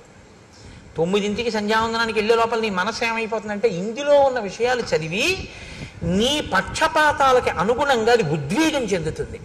ఆ ఉద్వేగంలో నీ మనసు ధ్యానమునందు కుదురుకోదు. నువ్వు చేసిందేముంది అంటే ఏది ముందు చెయ్యాలో ఏది వెనక చెయ్యాలో తెలియకపోవడం, ఏది శ్రేయస్సునిస్తుందో అది ఎక్కువ చదవకపోవడం, ఏది శ్రేయస్సుని ఇవ్వదో దాన్ని చాలా శ్రద్ధగా ఎక్కువసేపు చదవడం. ఏమిటి నువ్వు దానివల్ల నువ్వు పొందుతున్నది ఏమి అన్నావు అనుకోండి, నీకు ఉపకారం ఏమి ఉండదు దానివల్ల, ఏమీ ఉండదు ఉపకారం. వాడు వీడిని అన్నాడు, వీడు వాడిని అన్నాడు, వాడు వీడిని అన్నాడని వీడు వాడిని అన్నాడని మీరు మళ్ళీ కాఫీ తాగి చెప్పుకోవాలంతే. ఏమిటి ప్రయోజనం? ఏమీ ఉండదు. రామాయణంలో రాముడు ఏమన్నాడో చదివావా?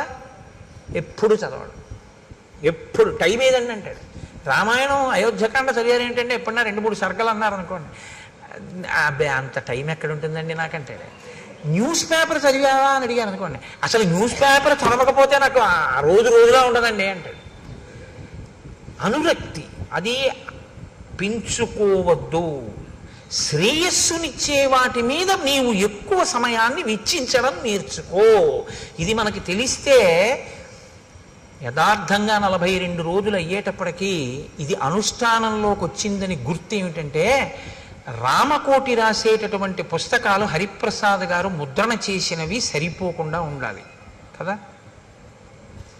సమయం సద్వినియోగం అవుతోంది. నిజంగా రామాయణం విని మార్పు వచ్చిందని గుర్తు ఏమిటంటే, న్యూస్ పేపర్ గంట చదివేది 20 నిమిషాలకి తగ్గించి 40 నిమిషాలు రామకోటికి ఇచ్చేస్తున్నాడని మొదలెట్టారనుకోండి.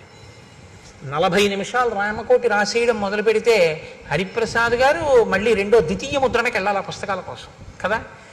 రామకోటికి పుస్తకాలు రాయబడలేదండి, పుస్తకాలు ఉండిపోయాయి అన్నారనుకోండి, హరిప్రసాద్ గారు కాదు బాధపడవలసింది. సనాతన ధర్మం యొక్క స్థితి ఇలా ఉందన్నమాట, ఇంకా రామాయణం లోకంలోకి జీర్ణం అవ్వట్లేదన్నమాట, ఎక్కడో లోపం ఉంది, ఇంకా కలిపురుష లక్షణం ఉందని మనం బాధపడవలసి ఉంటుంది. అవునా? నన్ను సహృదయంతో అర్థం చేసుకోండి. కాబట్టి ఇది రామచంద్రమూర్తి యొక్క స్థితి. కాబట్టి ఇటువంటి మహానుభావుడు అన్నిటికన్నా అద్భుతమైన విషయం అండి రామాయణంలో. నేను అందుకే మీతో మనవి చేసేది, అయోధ్యకాండలో ప్రతి శ్లోకం మన జీవితానికి అన్వయం అవుతుంది, గృహస్థాశ్రమానికి అన్వయం అవుతుంది, మనని దిద్దుబాటు చేస్తుంది, ఇలా దిద్దుకో నేర్పుతుంది. రాముట్ట ధర్మ కామార్థ తత్వజ్ఞ స్మృతిమాన్ ప్రతిభానవాన్ లౌకికే సమయాచారే కృతకల్పో విశారద. ఆయనకి ధర్మము గురించి, కామము గురించి, అర్థము గురించి బాగా తెలుసు. అసలు పెళ్లి చేస్తే ధర్మేచ అర్థేచ కామేచ నాతి చరామి అంటాడు. ఈమెను నేను అతిక్రమించను ధర్మమునందు, అర్థమునందు, కామమునందు. మిమ్మల్ని నేను మాట అడుగుతాను, చెప్పండి ఈ 3 ఈశలు నిజానికి. ఎందుకంటే మోక్షం పక్కన పెట్టేయండి, చతుర్విధ పురుషార్థాల్లో ధర్మం, అర్థం, కామం. ఇందులో ధర్మం సరే పక్కన పెట్టండి, అర్థము, కామము. అర్థం అంటే డబ్బే కదండి, అందాక అనుకోండి. పోని ధనీష, అది 3 ఈశలలో ఒక ఈశ. అది అంటే మనిషిని పాడు చేసేది, అది జన్మాంతరం వాసన కింద తరుగుతుంది మనిషిని. అటువంటిది ధనేష. ధనేష, దారేష, పుత్రేష, ఈ 3ను. ఇవి మనసుని వదలవు జాగ్రత్త. అంటే ఏమిటో తెలుసా అంటే, మనసుని వదలవన్న మాట ఎందుకంటారో తెలుసా? ఇది ఏం చేస్తుందంటే, మీ మనసుని మీరు దేని యందు పెట్టారో దాన్నే స్మరిస్తుంది. అది అంత్యకాలమునందు శరీరంలోంచి మనసు వెళ్ళిపోయేటప్పుడు ప్రాణోత్క్రమణం అంటారు. చనిపోవడం అంటే ఏమిటో భాగవతంలో చెప్తారు. మనసు ఏం చేస్తుందంటే ఆఖరణ ఇంద్రియాల్లో ఉన్న శక్తులన్నింటినీ సర్దేసుకుంటుంది గబగబా. అంటే కంట్లో ఉన్నటువంటి చూడగలిగిన శక్తిని వెనక్కి లాగేసి తనతో అంటించుకుంటుంది, చెవికి వినగలిగిన శక్తిని వెనక్కి తీసి తనతో పట్టుకుంటుంది, స్పర్శేంద్రియానికి చర్మానికి ముట్టుకుంటే తెలిసే శక్తిని వెనక్కి లాగేసి పట్టుకుంటుంది. పట్టుకుని ఇప్పుడు ఈ మనసు ఏం చేస్తుందంటే ప్రాణోత్క్రమణంతో, అంటే ప్రాణము ఆఖరి శ్వాస ఎట్నుంచి నిర్గమించిందో, ఏ కన్నంలోంచి బయటికి వెళ్ళిపోయిందో అట్నుంచి బయటికి పారిపోతుంది. అది కూడా వెళ్ళిపోయి ఇదే మనస్సు మీరు చిట్ట చివర దేన్ని స్మరించారో అది తీర్పు. పరమేశ్వరుడికి పునర్జన్మయందు అధికారము లేదు. బాగా గుర్తుపెట్టుకోండి మీరు ఈ విషయాన్ని, బాగా బాగా జ్ఞాపకం చేసుకోండి. మనిషి జీవితంలో గుర్తుపెట్టుకోవలసింది, పునర్జన్మయందు ఈశ్వరునకు అధికారము లేదు. ఈశ్వరుడు ఇవ్వలేడు. మళ్ళీ నన్ను మనిషిగా పుట్టించు, ఈశ్వరుడు పుట్టించలేడు, ఇవ్వలేడు ఈశ్వరుడు. ఎందుకో తెలుసా అండి? అది మీకు వదిలిపెట్టేశాడు మనిషికి. నీ పునర్జన్మ నీ చేతిలోనే ఉంచాను. మళ్ళీ పుడతావో మళ్ళీ పుట్టవో ఎటు పోతావో నీ ఇష్టం, నీకు వదిలేశాను. ఎలా వదిలేడో తెలుసా? మనసుకి స్మరణ ఉంటుంది, అందుకే స్మరహ అంటారు. ఎప్పుడు తలుచుకుంటుంది. దేన్ని తలుచుకోవడానికి అది అలవాటు పడిపోయిందో అది ఊపిరి మీద ఆధారపడుతుంది. ఆఖరణ అది దేన్ని స్మరించిందో దాన్ని బట్టి పునర్జన్మిస్తాడు ఆయన. నా మనసు ఎప్పుడూ డబ్బుని స్మరించిందనుకోండి, అర్ధేష హీనోపాధుల్లోకి వెళ్ళిపోతాడు. తేళ్లు, జర్రిలు, పాములు ఇలాంటి వాటిలో పెడతాడు. దారేష భార్య ఎందుండిపోయింది అనుకోండి, అప్పుడు మళ్ళీ ఆ కాముకత్వం చేతనో ఆమె ఎందుండేటటువంటి ప్రీతి పెరిగిపోవడమో ఏదో జరిగింది అనుకోండి, ఆ భార్య అదే పనిగా స్మరణలోకి వచ్చేసి అదే స్మరణతో విడిచిపెట్టాడు అనుకోండి, ఎక్కడో మళ్ళీ హీనోపాధుల్లోకి వెళ్ళిపోతాడు. ఏ కుక్కో పిల్లో ఏదో వెన్నుపాం అడ్డంగా ఉండేటటువంటి జన్మలోకి వెళ్ళిపోతాడు. ఇలా నిలువుగా తిరగదిగా, మనిషికే అడ్డంగా పుట్టి నిలువుగా తిరుగుతుంది, మిగిలిన వాటికి అడ్డంగా పుట్టి అడ్డంగానే ఉంటుంది. అలాగే పెడతాడు. ఇప్పుడు స్మరణం ఈశ్వరుడు చూస్తాడు. ఆఖరి స్మరణ ఏది చేశాడు చూస్తాడు ఆయన. ఈశ్వరుణ్ణి స్మరించింది మనస్సు, మోక్షం ఇచ్చేస్తాడు. ఈశ్వరుణ్ణి స్మరించడం అంటే ఆఖరణ స్మరిస్తానండి, ఇప్పుడు ఎందుకు ఇవన్నీ అన్నారు. అలవాటు చేసింది ఏదో అది స్మరిస్తుంది, అంతేగాని అప్పుడు స్మరించడానికి ఏం ఓపిక ఉండదు. ఇంకా అప్పుడు మనసు ఏం చేస్తుందంటే నిర్గమిస్తుంది. నిర్గమించడం అంటే గుర్తుపెట్టుకోండి, కళ్ళల్లోంచి, ముక్కుల కన్నాల్లోంచి, చెవుల్లోంచి, నోట్లోంచి, రోమకూపములు కొన్ని లక్షల్లోంచి కూడా నిర్గమిస్తుంది. అంటే వెంట్రుకలు పుట్టిన కన్నాలు ఉంటాయి, అవి కన్నాలే, లేకపోతే చెమట బయటికి ఎలా వస్తుంది లోపల నుంచి? రోమకూపాల్లోంచో అధోముఖంగా అంటే ఊర్ధ్వముఖంగా వెళ్ళదు. ఇక్కడ కపాలం పగిలి వెళ్ళాలి. వెళ్ళింది అంటే వాడికి పునర్జన్మ లేదని గుర్తు.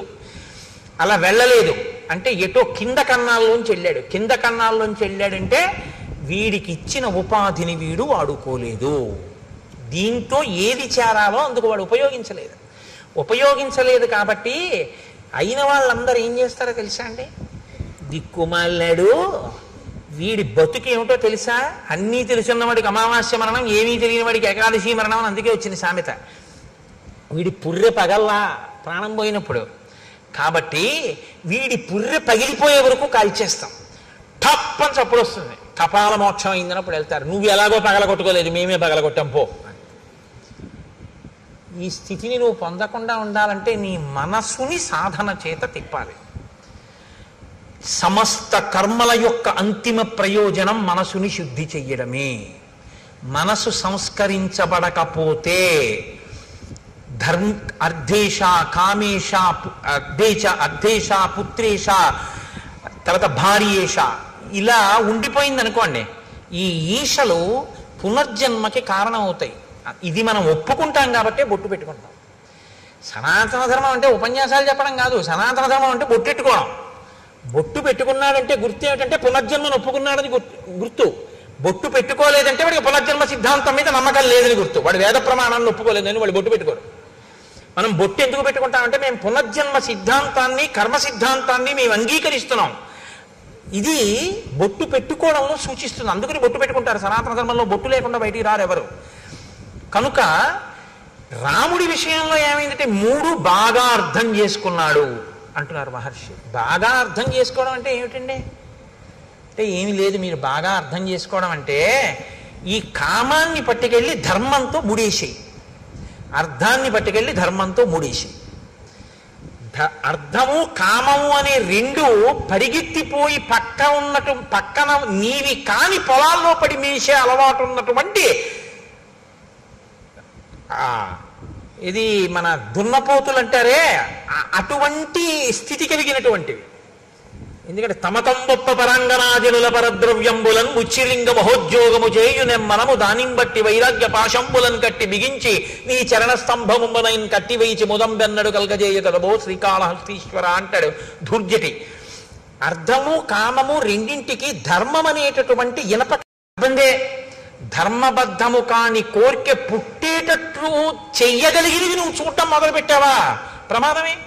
నీకు శ్రేయస్సుని ఇవ్వనిది చదువుతున్నావు, నీకు శ్రేయస్సుని ఇవ్వనిది నువ్వు చూస్తున్నావు. ఇప్పుడు అటువంటివి చూసి అటువంటివి విని నువ్వు ప్రమాదం చేయాలంటే నేను ఎన్ని ముక్కలు చేయాలి? ఎన్నమ్మా? 4 ముక్కలు. ఒక్కొక్క ముక్క ఎన్ని అడుగులు ఉండాలి? 2 అడుగులు. 4 రెళ్ళు 8 కదా.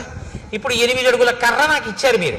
ఆ కర్ర తీసుకొచ్చి అక్కడ పెట్టి 2 అడుగులు చూసి అక్కడికి కత్తి పెట్టి నరికాను, ఓ ముక్క వచ్చేసింది. ఇప్పుడు మళ్ళీ 6 అడుగుల ముక్క ఉందిగా, మళ్ళీ ఇలా పెట్టి మళ్ళీ ఇంకో 2 అడుగుల ముక్క నరికాను, ఇంకో 2 అడుగుల ముక్క వచ్చింది. ఇంకెన్ని ముక్కలు మిగిలాయి? ఇంకెంత ముక్క మిగిలింది? 4 అడుగుల ముక్క. ఇప్పుడు 4 అడుగుల ముక్క అక్కడ పెట్టి 2 అడుగుల దగ్గర మళ్ళీ నరికాను. ఎన్ని ముక్కలు వచ్చాయి? 2 అడుగుల ముక్కలు 2 వచ్చాయి. 8 అడుగుల ముక్కని 2 అడుగుల సమాన భాగములు 4 చేయడానికి ఎన్ని మాటలు నరికాను? 3 మాటలే. 3 మాటలు నరికితే 4వ ముక్క వచ్చేసిందా లేదా? 2 అడుగుల ముక్క. ధర్మబద్ధమైన అర్థము, ధర్మబద్ధమైన కామము మోక్షాన్ని ఇచ్చేస్తాయి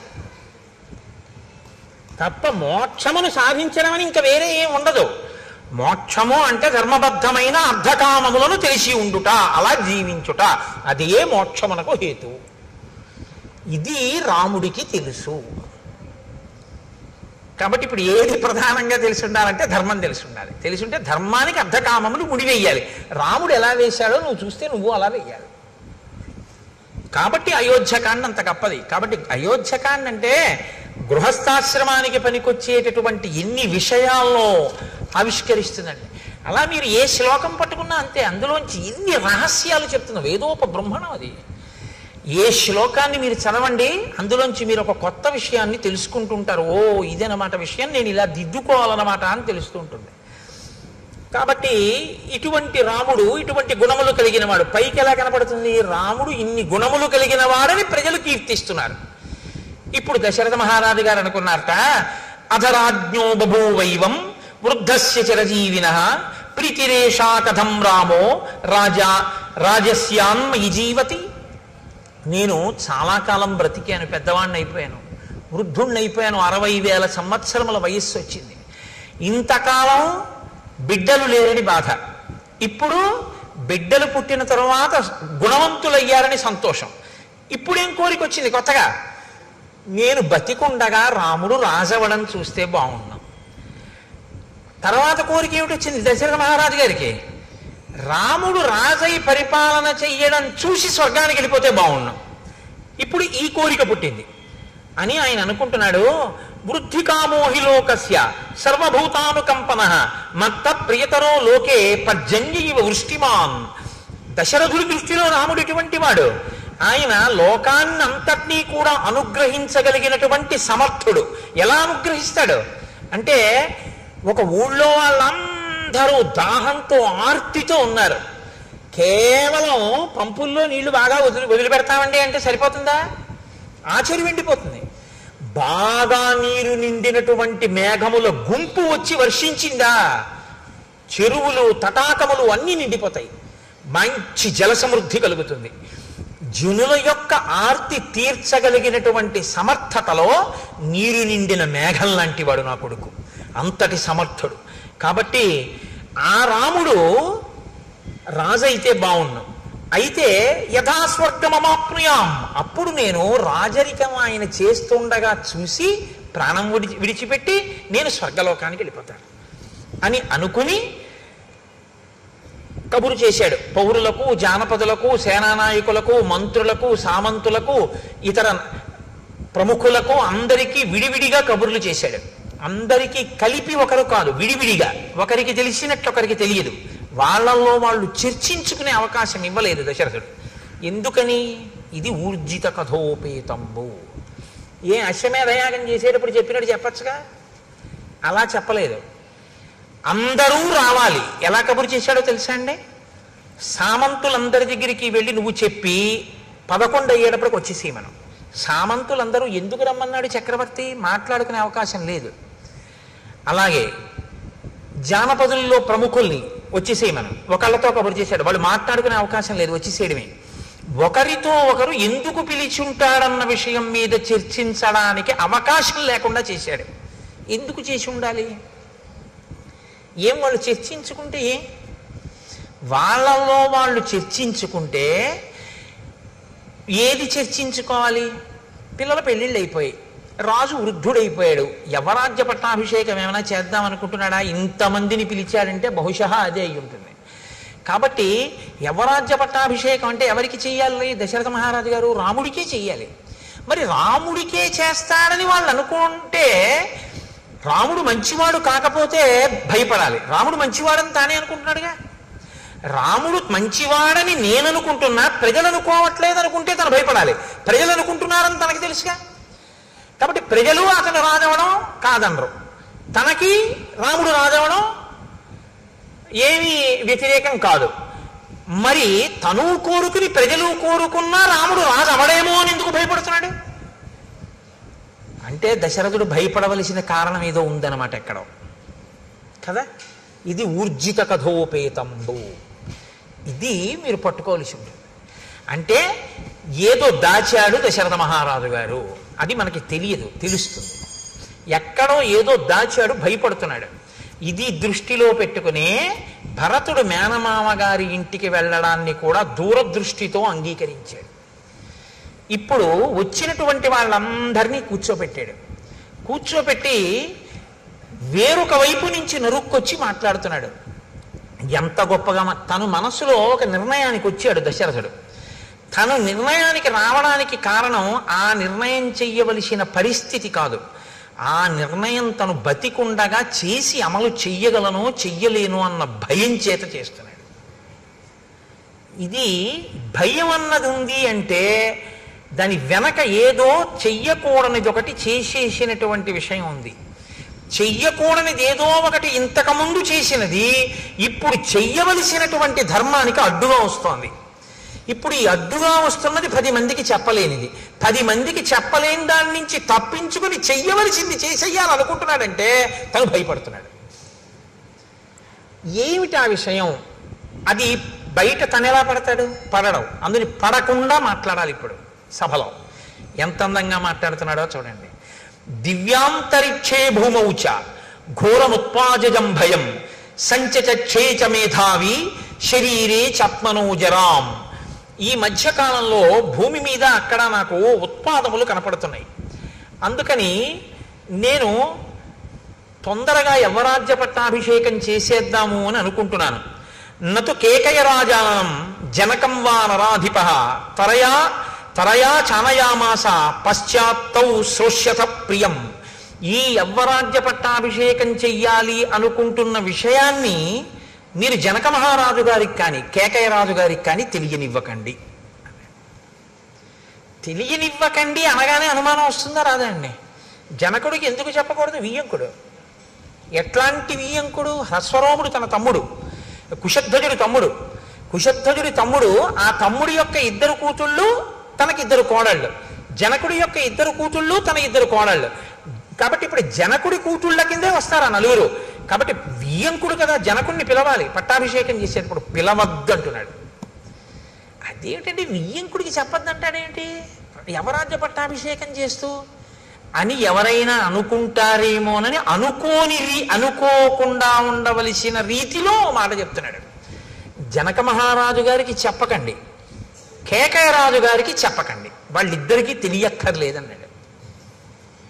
అంటే ఈ ఇద్దరే వద్దనడానికి ఏదో కారణం ఉందన్నమాట. ఈ ఇద్దరిని ఎందుకు వద్దంటున్నాడు అన్నది తర్వాత తెలుస్తుంది మనకి. ఊర్జిత కథోపేతంబు కదండి, తెలిసినా నేను చెప్పేయకూడదు, అలా చెప్పకుండా ఉండాలి కాసేపు గుంభనంగా.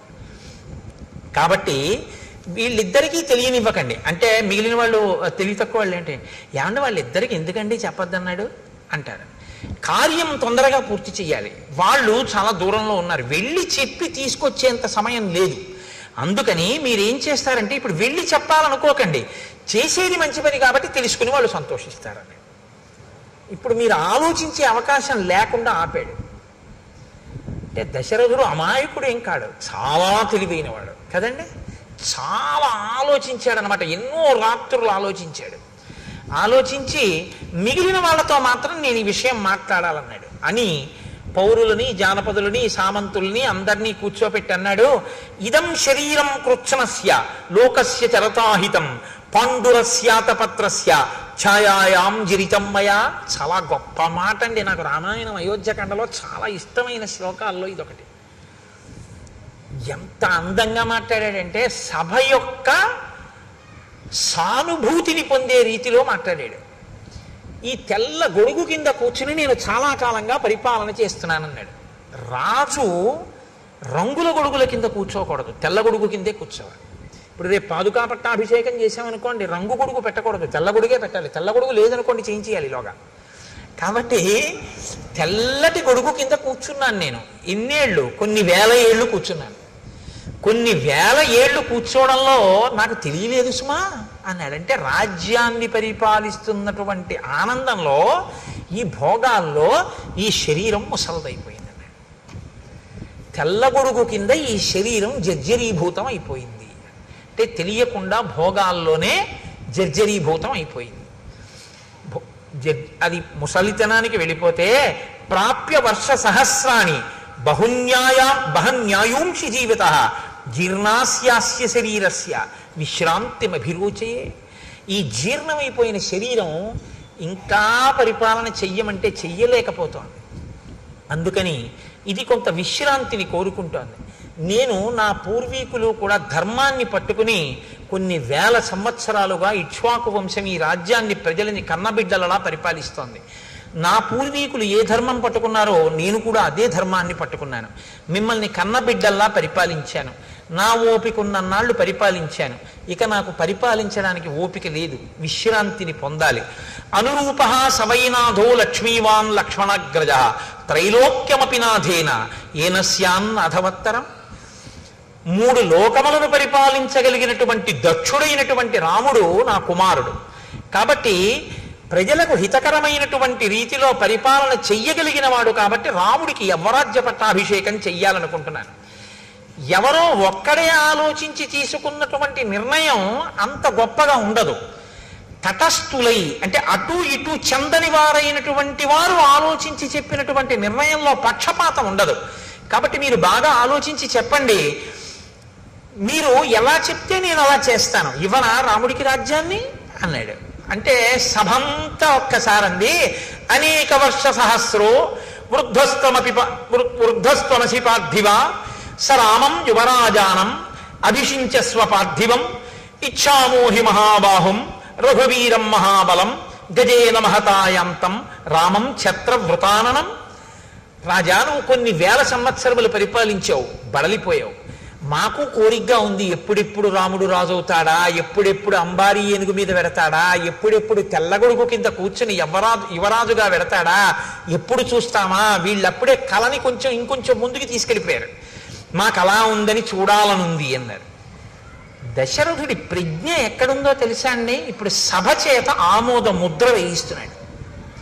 ప్రజలందరూ కోరుకున్నారా రాముడు రాజు కావాలని అన్న విషయాన్ని తీసుకొస్తున్నాడు అనమాట ప్రస్తావనలోకి. నా నిర్ణయం కాదు, ప్రజలందరూ కోరుకున్నారంటున్నాడంటే ఏదో భయం ఉంది. తనే నిర్ణయం చేశానని చెప్పడానికి భయపడుతున్నాడు. అధికారం తనకున్న, రాముడిని రాజు చేయడానికి తనకు అధికారం ఉంది, పెద్ద కొడుకుని చేసేయచ్చు. కానీ నేనే చేశానండి పెద్ద కొడుకుని రాజుని అంటే ఎలా చేస్తావయ్యా అనేవాడు ఎవడో ఉన్నాడనమాట. ఎలా చేస్తావయ్యా అనేవాడు ఉన్నాడంటే అలా అనడానికి అవకాశం తను ఇచ్చాడనమాట ఎవరికో. అలా అనేవాడు ఎవడైనా ఉన్నవాడు వచ్చి అలా అంటాడేమోనన్న భయంతో రాజన్నవాడు ప్రజలు మెచ్చుకున్నవాడై ఉండాలి.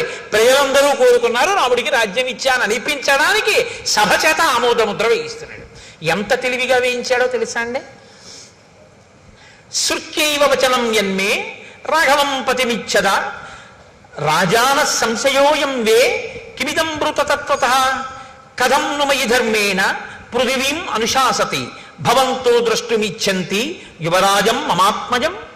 మీరు నిజంగా చెప్పండి, నేను ఇన్ని వేల సంవత్సరములు ధర్మంగా పరిపాలించాను కదా రాజా, ఇప్పుడు మీరేమి ముసిరివారైపోడండి, చక్కగా ఓపికగా ఉన్నారు కదా, పరిపాలిస్తున్నారు కదా, మీరే ఉండండి. ఇప్పుడు ఇందుకు అమంగళకరంగా ఏదో కొత్తగా యువరాజ్య పట్టాభిషేకం ఏంటి అలా ఉండండి, హాయిగా మీరే చేయండి అనడం మానేసి రాముణ్ణే తీసుకొచ్చేయండి పెట్టేయండి అంటున్నారు కదా. రే మీకు నా పాలనలో లోపం కనపడిందా, రాముడిలో నాకన్నా గుణాలు కనపడ్డాయా, ఏవి చెప్పండి అన్నాడు. అంటే ప్రజలు ఎంతగా కోరుకున్నారో చెప్పించాలనుకున్నాడు. వాళ్ళు అన్నారు, బహవో నృప కళ్యాణ గుణా పుత్రస్య సంతితే. నాయన మహానుభావ, ఏం చెప్పమంటావు, నీ కొడుకుకి ఎన్ని కళ్యాణ గుణాలున్నాయో. ధర్మజ్ఞ, సత్యసంధశ్చ, శీలవాననసూయక, క్షాంత, శాంతయిత, శ్లేక్షణ, కృతజ్ఞో, విజితేంద్రియ. రాజు అయినటువంటి వాడు మృదు స్వభావి అయి ఉండాలి. తీవ్రమైన శిక్షలు, వ్యగ్రతతో కూడిన బుద్ధి ఉన్నవాడు కాకూడదు. ప్రజలు ఎలా కోరుకుంటారో ఆ మాటలు ప్రజలు అన్నారంటే రాముడు అటువంటి వాడు కాబట్టి అంటారు. ఎందుకు? ధర్మజ్ఞ, ఆయనకి ధర్మం తెలుసు. సత్యసంధశ్చ, మాట తప్పడం, అబద్ధం ఆడడం. శీలవాన్ అనసూయక, మంచి స్వభావం ఉన్నవాడు, ఎవ్వరి యందు అసూయ లేనివాడు. క్షాంత, ఓర్పున్నవాడు.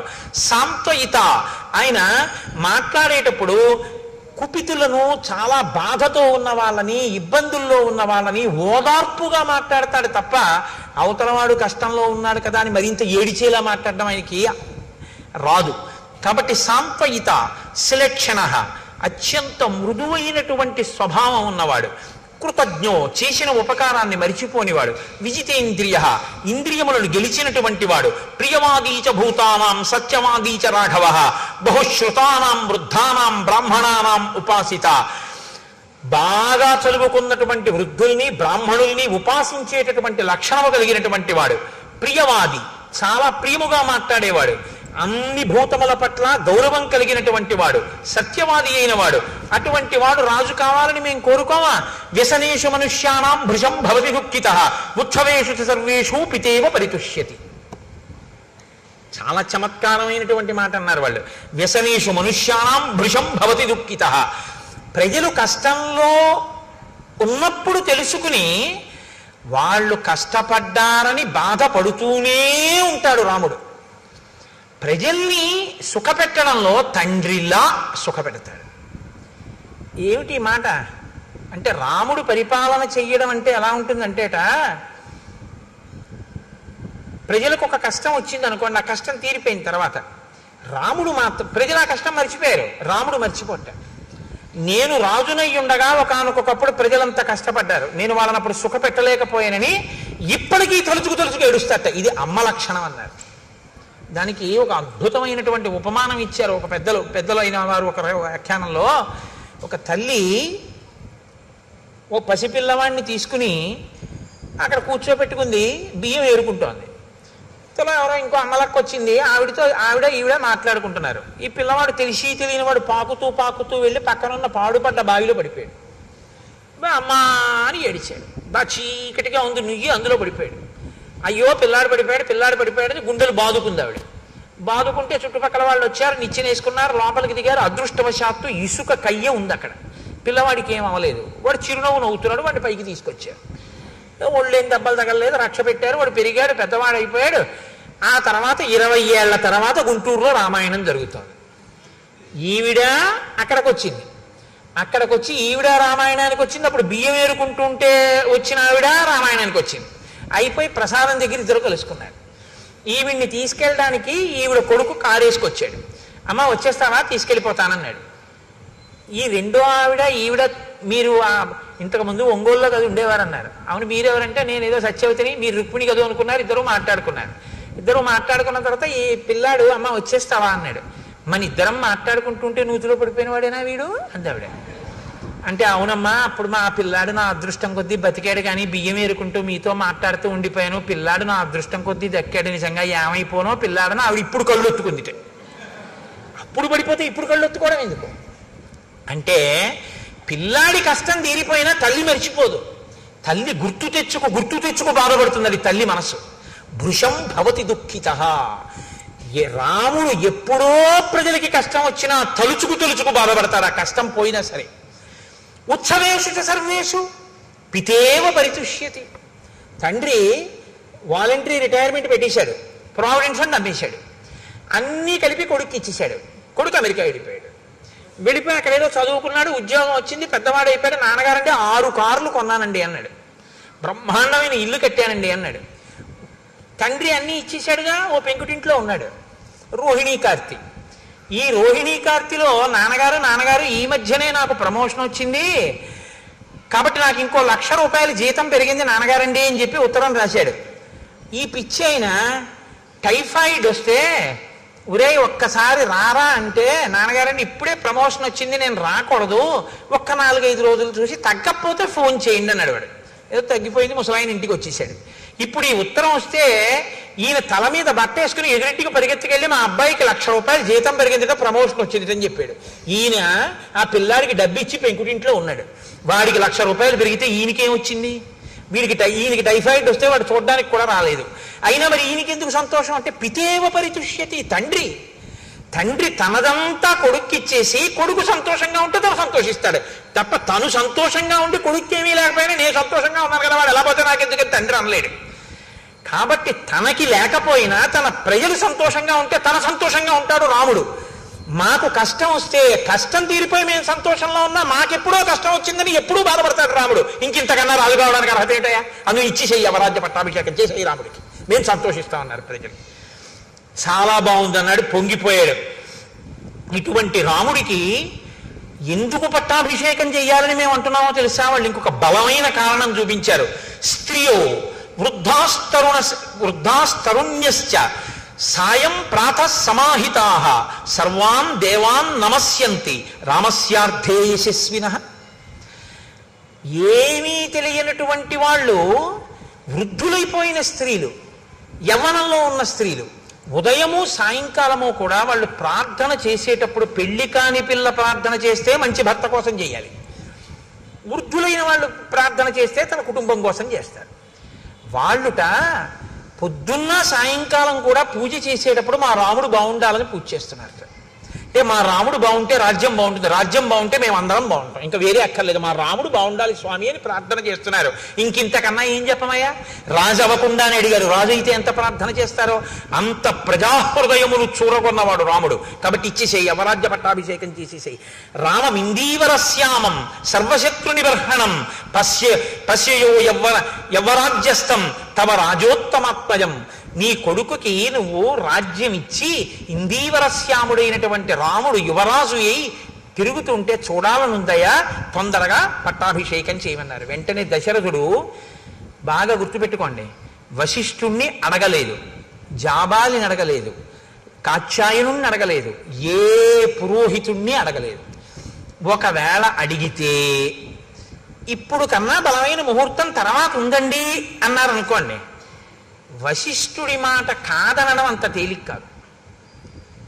అలా కాలేడు గురుగారు ఈ ముహూర్తానికి చేసేద్దాం అన్నారనుకోండి, వశిష్ఠుడన్న ముహూర్తం కాదని తను పెట్టుకున్న ముహూర్తాన్ని నిర్ణయం చేయగలడా కులగురువుని కాదని?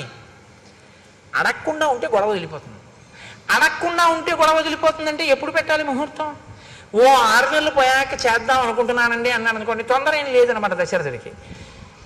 చాలా తొందరగా చేసేద్దాం అనుకుంటున్నాను, ఇదే ముహూర్తం అండి అన్నాడు అనుకోండి, పక్కన వశిష్ఠుణ్ణి పిలిచి, అదేమిటి అంటే తొందరగా పట్టాభిషేకం అయిపోవాలని ఎందుకో తొందరపడుతున్నాడు. ఎందుకు తొందరపడుతున్నాడు? అది ఇంకొకటి చెప్తాడు తప్ప అసలు కారణం చెప్పడు. కాబట్టి ఇప్పుడు అన్నాడు, మీరు తొందరగా వెళ్ళి వశిష్ఠాది మహర్షుల్ని తీసుకురండి అన్నాడు. చైత్ర శ్రీమాన్ ఇయం మాస పుణ్య పుష్పితకానన యవ్వరాజ్యాయ రామస్య సర్వం మే ఉపకల్ప్యతాం. చైత్రమాసానికి మధుమాసం అని పేరు, వైశాఖ మాసానికి మాధవ మాసం అని పేరు. ఈ 2 మాసములు నరుడు ఎలా బతకాలో నేర్పినటువంటి మహాపురుషులు 2 పుట్టారు. చైత్రమాసంలో మల్లె పువ్వు, వైశాఖ మాసంలో మామిడి పండు. చైత్రమాసంలో వచ్చేటటువంటి మల్లె పువ్వు యొక్క సౌరభం ఎటువంటిదో తన జీవితం అటువంటి సౌరభము కలిగి అటువంటి ధర్మాత్ముడైన రాముడు పుట్టాడు. వైశాఖ మాసంలో మామిడి పండు, మామిడి చెట్టుకు కదండి కాస్తుంది. మిగిలినటువంటి చెట్లకి సంస్కృతంలో రకరకాల పేర్లున్నాయి. ఒక్క మామిడి చెట్టుకు మాత్రం రసాలమని పేరు. రసోవై సహా అని ఈశ్వరుడికి పేరు. అసలు ఆ మామిడి చెట్టు పేరే ఈశ్వరుడి పేరు. ఈశ్వరుడి అన్న పేరున్న చెట్టు కాసిన కాయ. కైలాస శంకరుడు కాలడి శంకరుడిగా వచ్చాడు. వైశాఖ శుక్ల పంచమి శంకర జయంతి. మనం మనుషులుగా ఎలా బతకాలో, వేదాన్ని ఎలా నేర్చుకోవాలో, ఎలా అనుష్ఠించాలో శంకర భగవత్పాదులు చెప్పారు.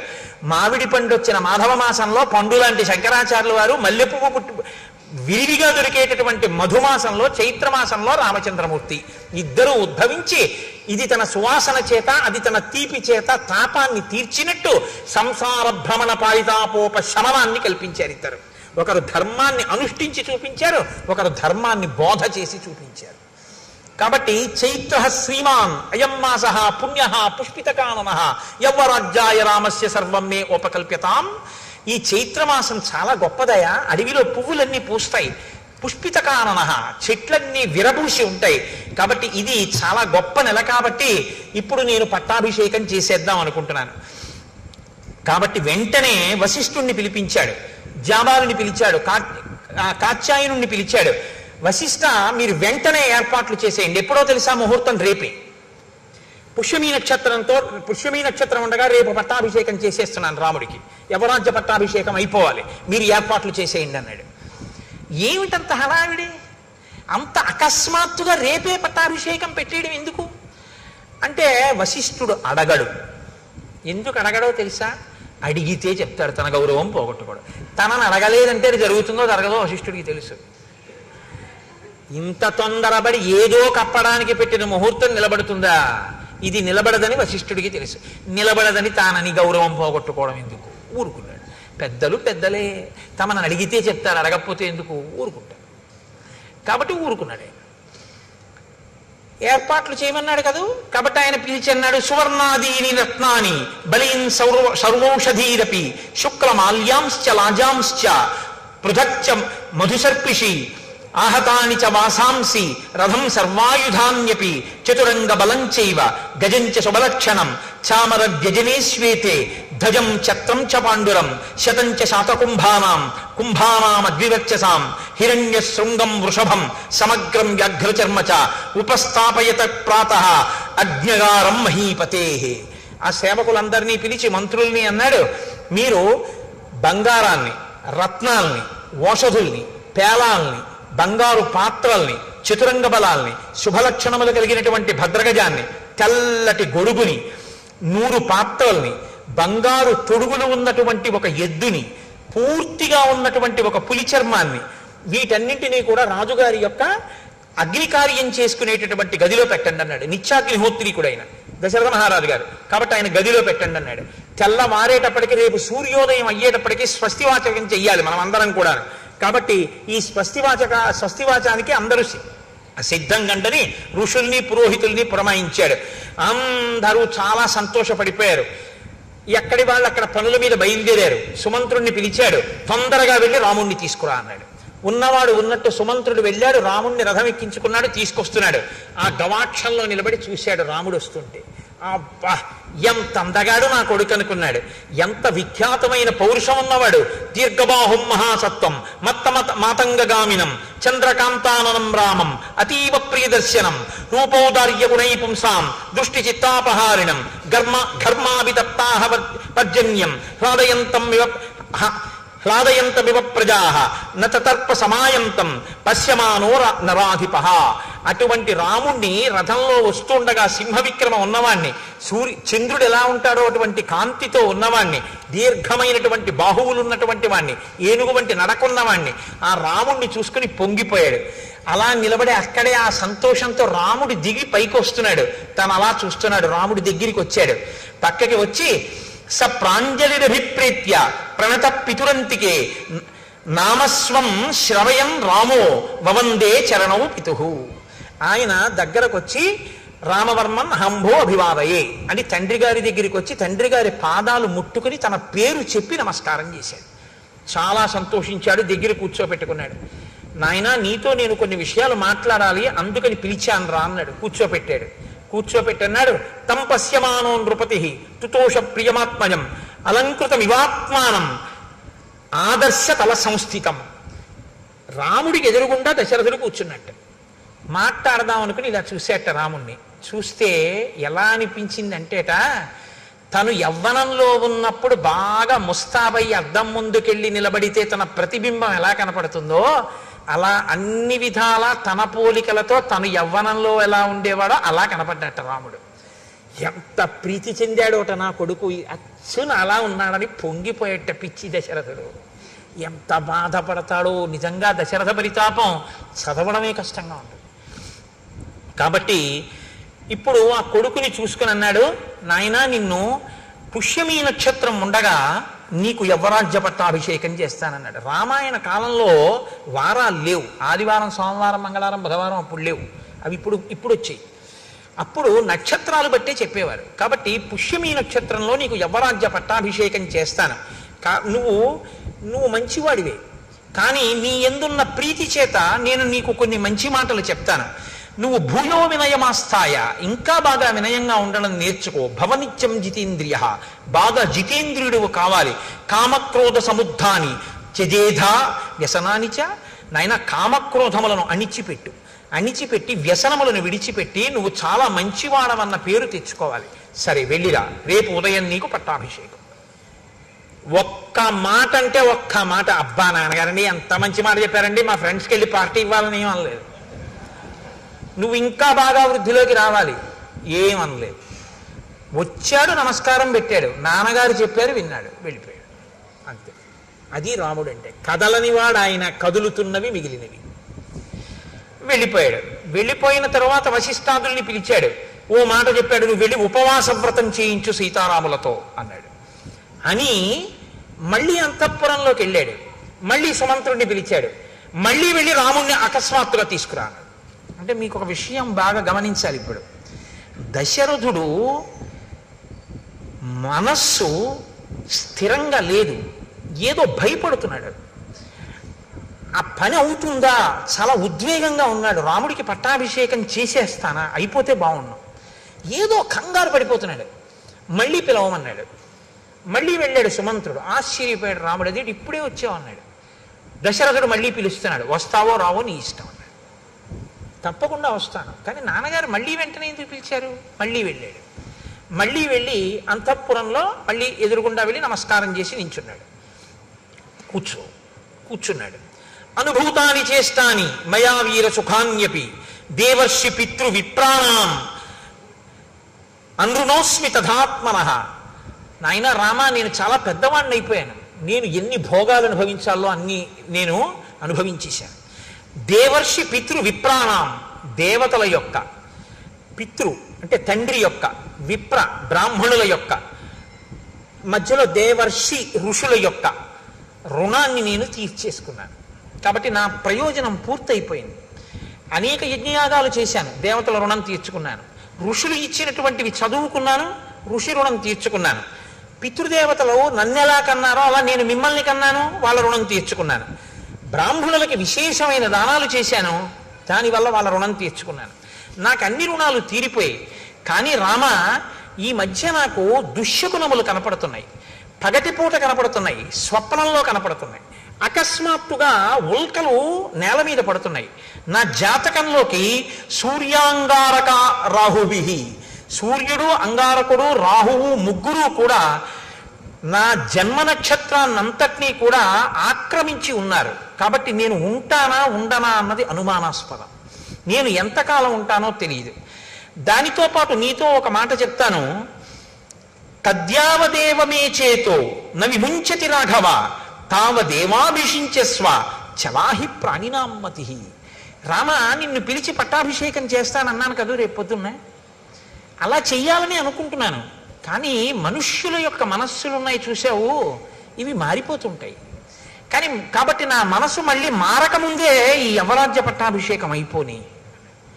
అలా ఎందుకు మారుతుంది నాన్నగారు మీ మనస్సు? అడగడు రాముడు, మారితే ఏమవుతుంది? ఇవ్వరు, ఇవ్వకపోతే ఏమవుతుంది? నేను ఆయన కొడుకునే, నాకు తండ్రి అంతే. కాబట్టి ఇంకెందుకు? నాకు ధర్మం ఏమిటి? నాన్నగారు చెప్తే రాజ్యం పుచ్చుకోవడం, నాన్నగారు వద్దంటే మానేయడం. కాబట్టి నా కలర్ ఏమిటి? ఊరుకుంటాడే. ఎవరు తొట్టుపడిపోతున్నాడు? దశరథుడు తొట్టుపడిపోతున్నాడు. ఇంకొక మాట అన్నాడు దాంతోపాటు, నాయన విప్రోషితశ్చ భరతో యవదేవ పురాదిత తావదేవాభిషేకస్తే ప్రప్తకాలో మతో మమ కామం ఖలు సతాం వృత్తే భ్రాతాతే భరతస్థిత జ్యేష్ఠానువర్తి ధర్మాత్మ సానుక్రోశో జితేంద్రియ కింటు చిత్తం మనుష్యాణం అనిత్యమితి మే మతి సతాంతు ధర్మ నిత్యానాం కృతశోభిత రాఘవ. భరతుడు చాలా దూరదేశంలో ఉన్నాడు, వాళ్ళ తాతగారి దగ్గర ఉన్నాడు ప్రస్తుతం. భరతుడు వాళ్ళ మేనమామగారి ఇంటి నుంచి అయోధ్యకి వచ్చే లోపలే నీ పట్టాభిషేకం అయిపోవాలి. అంటే చిన్న విషయాన్ని బయట పెట్టాడు ఇక్కడ. భరతుడు వచ్చే లోపల ఎందుకు అయిపోవాలి? రాముడి తర్వాత వాడు భరతుడు.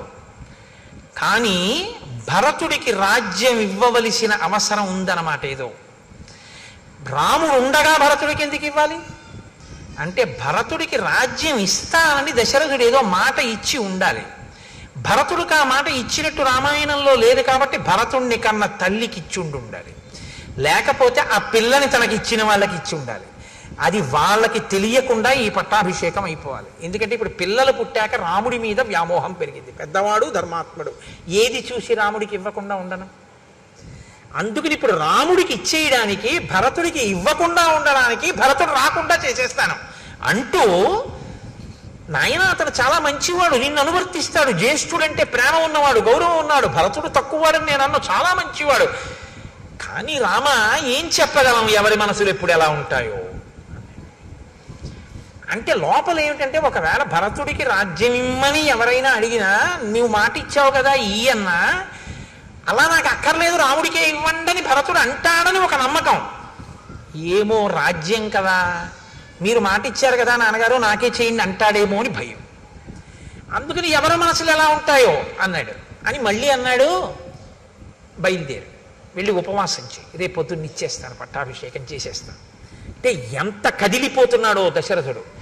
ఆ రాత్రి దశరథుడి జీవితంలో ఎంత భయం తొట్టుపాటు ఉన్న రాత్రో మీరు గమనించండి. కానీ మళ్ళీ వశిష్ఠ మహర్షిని పిలిచాడు. సీతారాములకి ఉపవాసం చెయ్యమని చెప్పావా, వెళ్ళు చెప్పిరా అన్నాడు. ఆయన ప్రత్యేక రథం వేసుకుని రాముడి అంతఃపురానికి వెళ్ళారు. వశిష్ఠ మహర్షే వచ్చారని తెలుసుకుని రామచంద్రమూర్తి గబగబా బయటికి వెళ్ళి వశిష్ఠ మహర్షికి నమస్కారం చేసి చెయ్యి ఇచ్చి రథంలోంచి కిందకి దింపారు గౌరవానికి.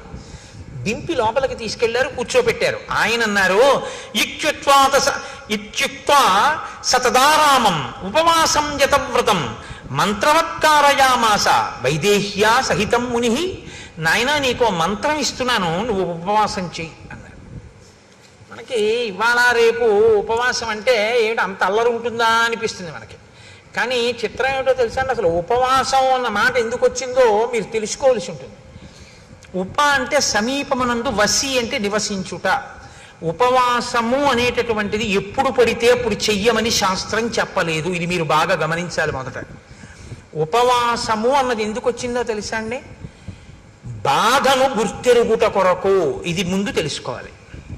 ఎందుకు గుర్తెరుగుట కొరకు అంటే, తినగలిగి తినకూడదు. మీరు తినగలరు, ఆకలి ఉంది కానీ తినరు.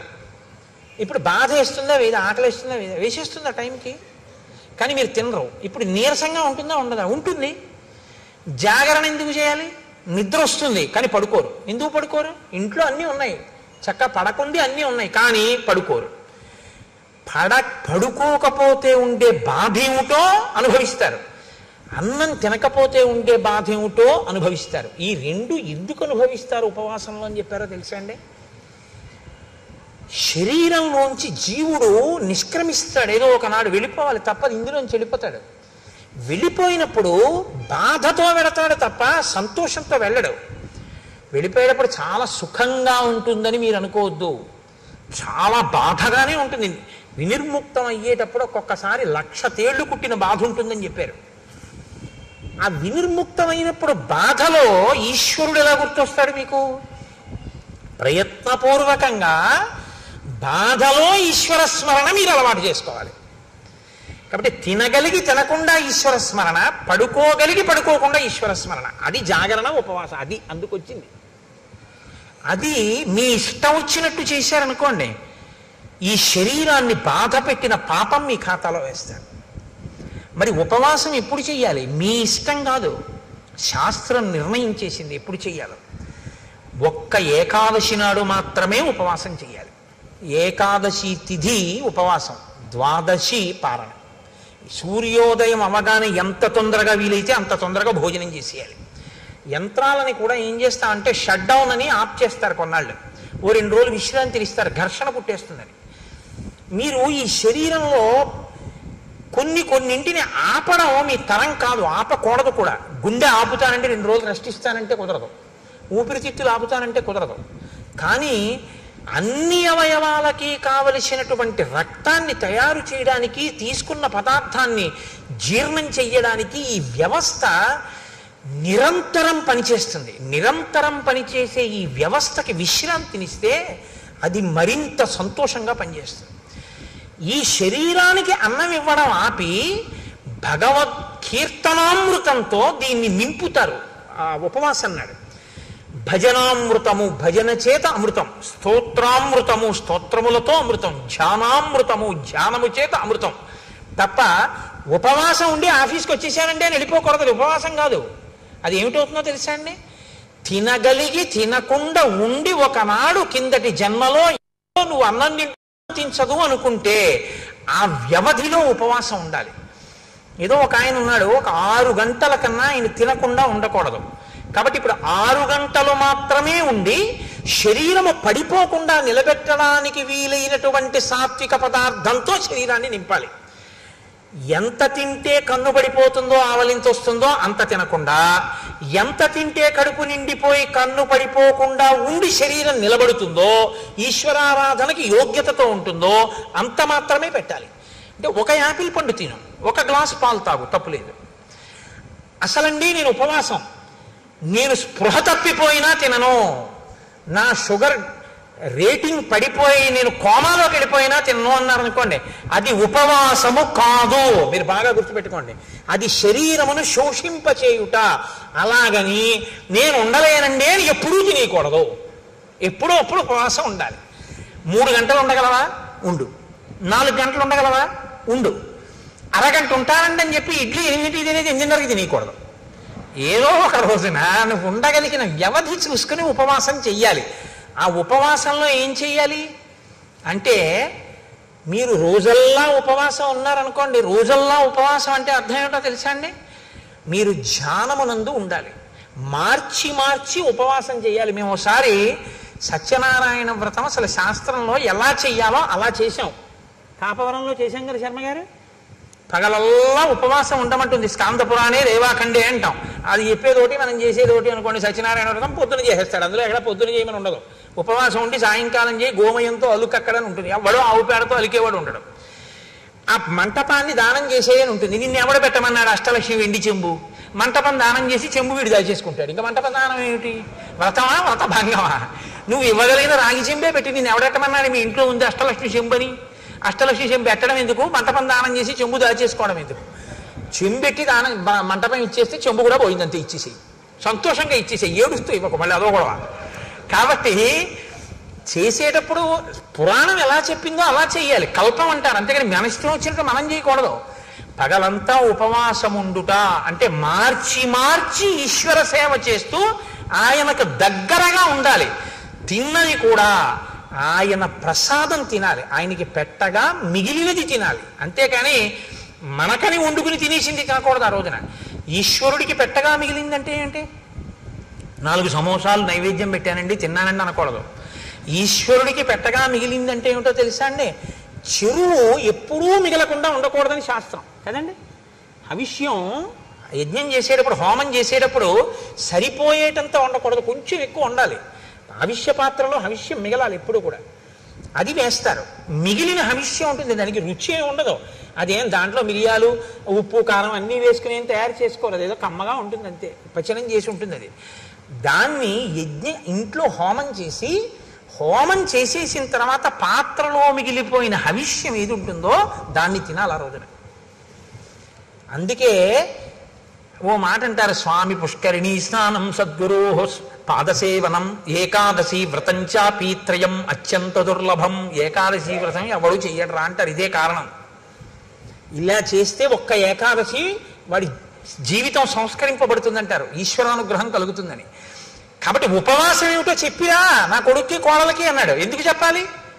మా అబ్బాయికి తెలుసు, మా కోడలికి తెలియదు. మా అబ్బాయి చేత మా కోడలికి చెప్పిస్తే అమ్మ బాబోయ్ ఇవాళ ఉపవాసమా అంటే మావాడు చిన్నపుచ్చుకుంటాడు. కులగురువు కదా, ఇద్దరినీ కూర్చోబెట్టి నువ్వు చెప్పాలి ఇలా చెయ్యండి అని. ఏమో తెలుసున్నది ఎక్కడైనా సరిగ్గా ఆచరించలేకపోతాడో. ఈశ్వరానుగ్రహం రాముడికి బాగా ఉండాలి, ఉపవాసం చెయ్యాలి, అందుకని వెళ్ళు. ఉపవాసం చేసిన రోజు రాత్రి భార్యతో కలిసే పడుకోవాలి, కానీ మనసు కదలకూడదు. మనసు కదలకుండా పడుకోవాలంటే పూజామందిరంలో పడుకోవాలి. పూజామందిరంలో దర్భాసనం వేసుకుని పడుకోవాలి భార్యతో కలిసి.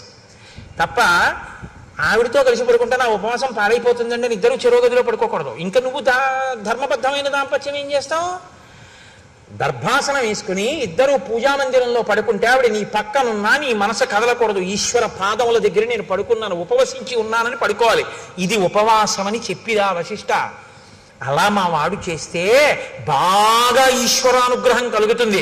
కలిగితే నేను అనుకున్న సంకల్పం నెరవేరుతాను. నెరవేరితే రేపు వాడికి పట్టాభిషేకం అయిపోతుంది. అయిపోతే అమ్మయ్య నాకు పెద్ద బరువు తీరిపోతుంది. రాముడి వైపు నుంచి ఈశ్వరానుగ్రహాన్ని పరిపుష్టం చేస్తున్నాడు దశరథుడు.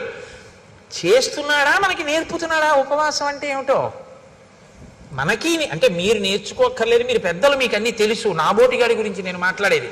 కాబట్టి ఉపవాసం అంటే ఏమిటో తెలుసుకోవాలంటే మనం రామాయణం అయోధ్యకాండ చదవాలి. మీరు ఏ చిన్న విషయాన్ని తెలుసుకోవాలన్నా రామాయణంలోకే చూడాలి. రామాయణంలో ఉండని ధర్మం మీకేం ఉండదు. కాబట్టి ఉపవాసం అంటే ఇది అని తెలుసుకుని చేస్తే అది ఉపవాసం. అది తెలుసుకోకుండా చేస్తే ఇంకోలా ఉంటాయి ఆ ఉపవాసాలు. కాబట్టి వెళ్ళనయ్యా, వెళ్ళి అలా చేయించు అన్నారు. ఇప్పుడు రాముడు ఏం చేశాడు అన్నారు అంటే మహానుభావుడు ఆయన శేషంచ హవిషస్తస్య ప్రాశ్యాశా స్యాత్మన ప్రియం. ఆయన రాత్రి పడుకున్నప్పుడు దర్భాసనం వేసుకుని భార్యతో కలిసి దేవాలయంలో పడుకున్నాడు, విష్ణు భగవానుడి దేవాలయంలో. ఉదయం వేళ స్నానం చేసి గాయత్రి చేసి సంధ్యావందనం చేసుకుని, రాత్రి కదండి చెప్పాడు ఉపవాసం చేయమని. అందుకని ఆ రాత్రి ఉపవాసం చెయ్యాలంటే పదార్థం తినాలి కాబట్టి హోమం చేసి శ్రీమన్నారాయణుడి పేరు మీద యాగం చేసి ఆ యాగానికి వండినటువంటి హవిష్య పాత్రలో మిగిలినటువంటి హవిష్యాన్ని రాముడు తిన్నాడు. రాముడు తిన్నాడు అని చెప్తే సీతమ్మ కూడా తిన్నట్టే. వాళ్ళిద్దరూ ఆ హవిష్యాన్ని తిన్నారు. అర్థం లేని అనుమానాలు చాలా ఎక్కువ. అసలు సిద్ధాంతం తెలుసుకోరు. దీపంలో 2 ఒత్తులు వేయాలా 3 ఒత్తులు వేయాలా, బతికున్నన్నాళ్ళు అది అనుమానం. లేకపోతే ఉపవాసం అంటే యాపిల్ పండు తినచ్చా సమోసా తినచ్చా. నాకు ఆశ్చర్యంగా ఉంటుంది. ఒకసారి వెంకటాచలం వెళితే నేను ప్రసాదాలలో ఉచిత ప్రసాదం ఇచ్చే దగ్గర ఒక ఆవిడ తీసుకుని నాకు ఇచ్చేసింది. ఇచ్చేస్తే నేను అనుకున్నాను ఏమమ్మా మీరు పులిహార తినరా ఏమన్నాను అంటే కాదండి నేను ఇవాళ ఉపవాసం అంది. ఆవిడ ఉపవాసం అంట వెంకటేశ్వర స్వామి ప్రసాదమే తిందట. ఏం ఉపవాసం, దేనికి చేస్తున్నట్టు ఉపవాసం? ఉపవాసం ఈశ్వరానుగ్రహం కోసం. ఈశ్వరానుగ్రహమే ప్రసాదం. ప్రసాదమునకు ఈశ్వరానుగ్రహం ప్రసాద రూపంలో ఇస్తారు మీకు. అది తింటే అదే మీ మనసు అవుతుంది. మనసులో బుద్ధి వస్తుంది, బుద్ధి వలన ఆలోచన వస్తుంది, ఆలోచన వలన ఈశ్వరానుగ్రహంతో కూడిన ఆలోచన వలన మీ ఆపదకి పరిష్కారం దొరుకుతుంది, పరిష్కారం వల్ల మీరు గట్టెక్కుతారు. కాబట్టి ప్రసాదం తినండి అంటారు. ప్రసాదం వదిలేస్తే సత్యనారాయణ స్వామి వారి వ్రతకథలో కూతురు అల్లుడి గారి పడవ మామగారి పడవ మునిగిపోయాయి అంటారు. అంటే ఆ శాడిస్తే సత్యనారాయణ స్వామి ప్రసాదం తినని వాడు ఎవడు పడవలు ముంచేద్దామని చూస్తాడనే దాని అర్థం.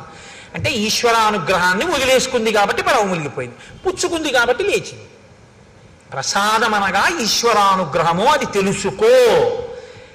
కాబట్టి ఇప్పుడు ప్రసాదము అంటే నిబద్ధత, ఈశ్వరానుగ్రహం తినాలి. కాబట్టి హోమం చేసిన తర్వాత మిగిలిన హవిష్యాన్ని ఉపవాసం అంటే ఇంత వండు తినకూడదు, ఇంత వండి మిగిలినటువంటి ఇంత చెరువు కబలం పుచ్చుకున్నారు. పుచ్చుకుని ఏం చేశారు? చక్కగా భూత్వానియతమానస శ్రీమత్యాయతనే విష్ణోహో శిష్యే నరవరాత్మజ. శ్రీ మహావిష్ణువు యొక్క దేవాలయంలో స్వామి పాదాల దగ్గర దర్భాసనం వేసుకుని సీతారాములిద్దరూ పడుకున్నారు ఆ రాత్రి. మరునాడు ఉదయం ఒక జాము ఉందనగానే లేచాడు, స్నానం చేశాడు, సంధ్యావందనం చేసుకున్నాడు, మనసు నిలబెట్టాడు, గాయత్రీ జపం చేశాడు. ఇంకా ఆ రాత్రి పూర్తయింది. పట్టాభిషేకం కోసం నాన్నగారి దగ్గరికి అంతఃపురానికి వెడతాడు. ఇది సీతారాములకు గడిచిన రాత్రి. అదే రాత్రి పౌరులకు ఎలా గడిచింది? వశిష్ఠ మహర్షి రాత్రి ఉపవాసం గురించి చెప్పి వెళ్ళిపోతున్నారట. రోడ్లు వచ్చేటప్పుడు విశాలంగా ఉన్నాయి, వెళ్ళేటప్పుడు ఇరుగ్గా ఉన్నాయి అన్నారు. ఎందుకని? ఇళ్లలో వాళ్ళందరూ వీధిలోకి వచ్చారు. ఎందుకు వచ్చారు? ఒరే మీరు విన్నారా, పట్టాభిషేకం ప్రకటించేశారట, రామచంద్రమూర్తికి పట్టాభిషేకంట, తెల్లవారితే పట్టాభిషేకంట. అందరూ బయటకు వచ్చేశారు, ముగ్గులు పెట్టేశారు, దీప వృక్షాలు పెట్టేశారు. రేపు అంతా అవుతుందో ఏమిటో, బాగా కనపడాలి కదా, దీపాలతో వృక్షాలు పెట్టేశారు, ఇంటింటా పతాకాలు ఎత్తేశారు, ముగ్గులు వేసేశారు, పండగలు చేసేశారు. రాత్రికి రాత్రి నటులందరూ నాటకాలు వేసేశారు, గాయకులు పాటలు పాడేశారు, నృత్యం చేసేవాళ్ళు నృత్యం చేసేస్తున్నారు, పిల్లలు కేరింతలు కొట్టేస్తున్నారు. నలుగురు కలిస్తే రామో రామో రామ, ఏమి రాముడు ఏమి రాముడు, రాముడికి పట్టాభిషేకం, రేపే యమరాజ్య పట్టాభిషేకం, రామచంద్రమూర్తికి పట్టాభిషేకం అవుతుంది భద్రగజం మీద, ఇదిగో తెల్లగొడుగు మీద ఇలాగే పెడతాడు, మనందరం పెడతాం. ఆహా ఏమి భాగ్యం ఏమి భాగ్యం. ఎక్కడ చూసిన జనం, దాని మధ్యలో నదిని మధ్యలోంచి చీల్చినట్టు వశిష్ఠుడి రథం జనం మధ్యలోంచి వెళ్తే అటు ఇటు తప్పుకున్నారట. అంటే అకస్మాత్తుగా విన్నా రేపే కళ్యాణం అంటే పరమ ప్రీతితో మీ అందరూ ఇవాళ వచ్చేసినట్టు. రేపే పట్టాభిషేకం అంటే ఇంట్లో ఉన్న వాళ్ళందరూ వీధుల్లోకి వచ్చి ఎవరూ చెప్పకుండా పతాకాలు ఎగరేసేశారు, ముగ్గులు ఎత్తేశారు, దీపవృక్షాలు పెట్టేశారు, అందరూ పాడేసుకున్నారు, ఆడేసుకున్నారు, సంతోషపడిపోయారు. రేపు బాధ్యత పడిపోతుందేమో దీపస్తంభాలు పెట్టేశారు. ఇంత ఆనందపడిపోతున్నారంటే రాముడి పట్ల ప్రజలకి ఉన్నట్టు సంతోషం ఎంత గొప్పది. ఇలా ప్రజలకి తెల్లవారింది, ప్రజలకు అలా తెల్లవారింది, రాముడికి సీతమ్మకి అలా తెల్లవారింది, వశిష్ఠుడికి అలా తెల్లవారింది, దశరథుడికి ఎలా తెల్లవారింది. ఇవాళ ఎందుకు లేండి, బుగ్గన చుక్క పెట్టుకుని సీతారాములు సంతోషంగా ఉన్నారు కళ్యాణ రాముడి. ఇక్కడ వరకే విందాం. కాబట్టి ఏమవుతుందో ఆయనకే ఉండదు, ఆయన ధర్మాత్ముడు, ఇప్పుడే చెప్పినా ఆయన ఏమనుకోడు, ఆయనకి అన్నీ తెలుసు. కానీ మనమే ఇంకా అంత స్థితికి వెళ్ళిన అలా బుగ్గన చుక్క పెట్టుకుని జీలకర్ర బెల్లం పెట్టి ఉండగా మందర మాట్లాడడం చెప్పడం నా వల్ల కాదు. అందుకని రేపు ఎంత గొప్పగా కథ తిరుగుతుందో ఆ రాత్రి కథని రేపు రాత్రి వివరిస్తాను. ఇప్పుడు మనం ఒక్క 11 మాటలు రామనామ సంకీర్తనం చేద్దాం. తదనంతరం ఏదో ముఖ్య విషయాన్ని హరిప్రసాద్ గారు మీతో మాట్లాడాలనుకుంటున్నారు. అందుకని దయచేసి మీరు అలాగే కూర్చుని ఉండండి. అందులో ఇవాళ ఏదో మందర పుణ్యమాని ముందే వదిలేసావు మమ్మల్ని అనుకుంటున్నారు కాబట్టి, ఆత్మలో జీవాత్మతానై అలరుచున్నది రామనామము, రామనామము రామనామము రమ్యమైనది రామనామము, కర్మనేత్రదయము చేతను కానరానిది రామనామము, రామనామము రామనామము రమ్యమైనది రామనామము, 3 నదులను దాటు వారికి మోక్షలక్ష్మియ రామనామము, రామము త్రిపుట మధ్యమునందు వెలిగే జ్ఞాన జ్యోతియే రామనామము, రామనామము రామనామము రమ్యమైనది రామనామము, దూరదృష్టియులేని వారికి దుర్లభము శ్రీరామనామము. రామనామము రామనామము అగరత్తులు పెట్టారు ఎక్కడో, అందరూ అడిగిపోతే నాకు కంఠం పట్టేస్తుంది. బ్రహ్మపుత్రక రాజ్య వీణా పక్షమైనది రామనామము, రామనామము రామనామము రమ్యమైనది రామనామము, పసితనంబున అభ్యసించిన పట్టుబడు శ్రీరామనామము, రామనామము రమ్యమైనది రామనామము, మరణకాలమునందు ముక్తి రమ్యమైనది రామనామము, ప్రణవమను ఓంకారనాద బ్రహ్మమే శ్రీరామనామము, రామనామము రామనామము రమ్యమైనది రామనామము, కోటి జన్మల పాపమెల్లను రూపుమాపును రామనామము, రామనామము రామనామము రమ్యమైనది రామనామము, జన్మ మృత్యు జరాది వ్యాధుల చక్కబరుచును రామనామము, రామనామము రామనామము రమ్యమైనది రామనామము, శిష్ట జనముల దివ్య దృష్టికి స్పష్టమగు శ్రీరామనామము, రామనామము రామనామము రమ్యమైనది రామనామము, గోచరంబగు జగతి లోపల గోప్యమైనది రామనామము, రామనామము రామనామము రమ్యమైనది రామనామము, రజతగిరిపతికి నెప్పుడు రమ్యమైనది శ్రీరామనామము, రామనామము రామ ఆయాస్తు మంగళం మంగళం కోసలేంద్రాయ మహనీయ గుణాత్మనే చక్రవర్తి తనూజ. తులసి అర్చన జరుగుతుంది. మీరందరూ కూడా యథాశక్తి మీకు తులసి అవకాశం ఉన్నంత వరకు కూడా తీసుకొచ్చి స్వామివారి సమర్పించి ఆ కార్యక్రమాన్ని చక్కగా నిర్వహించవలసిందిగా ప్రార్థిస్తున్నాను. అదేవిధంగా ఇందాక గురువు గారు మనవి చేసినట్టుగా రామకోటి పుస్తకాలు మళ్ళీ తెప్పించాం. మీరు కావాల్సిన వాళ్ళు ఆఫీస్లో అడిగి తీసుకొని దాన్ని సద్వినియోగం చేయాల్సిందిగా కోరుకుంటున్నాను. రోజు మీ అందరికి కూడా అదే అనుభూతి ఉందని నేను భావిస్తున్నాను. ఎన్నో సీతారామ కళ్యాణాన్ని మనం చూస్తుంటాం మన జీవితం.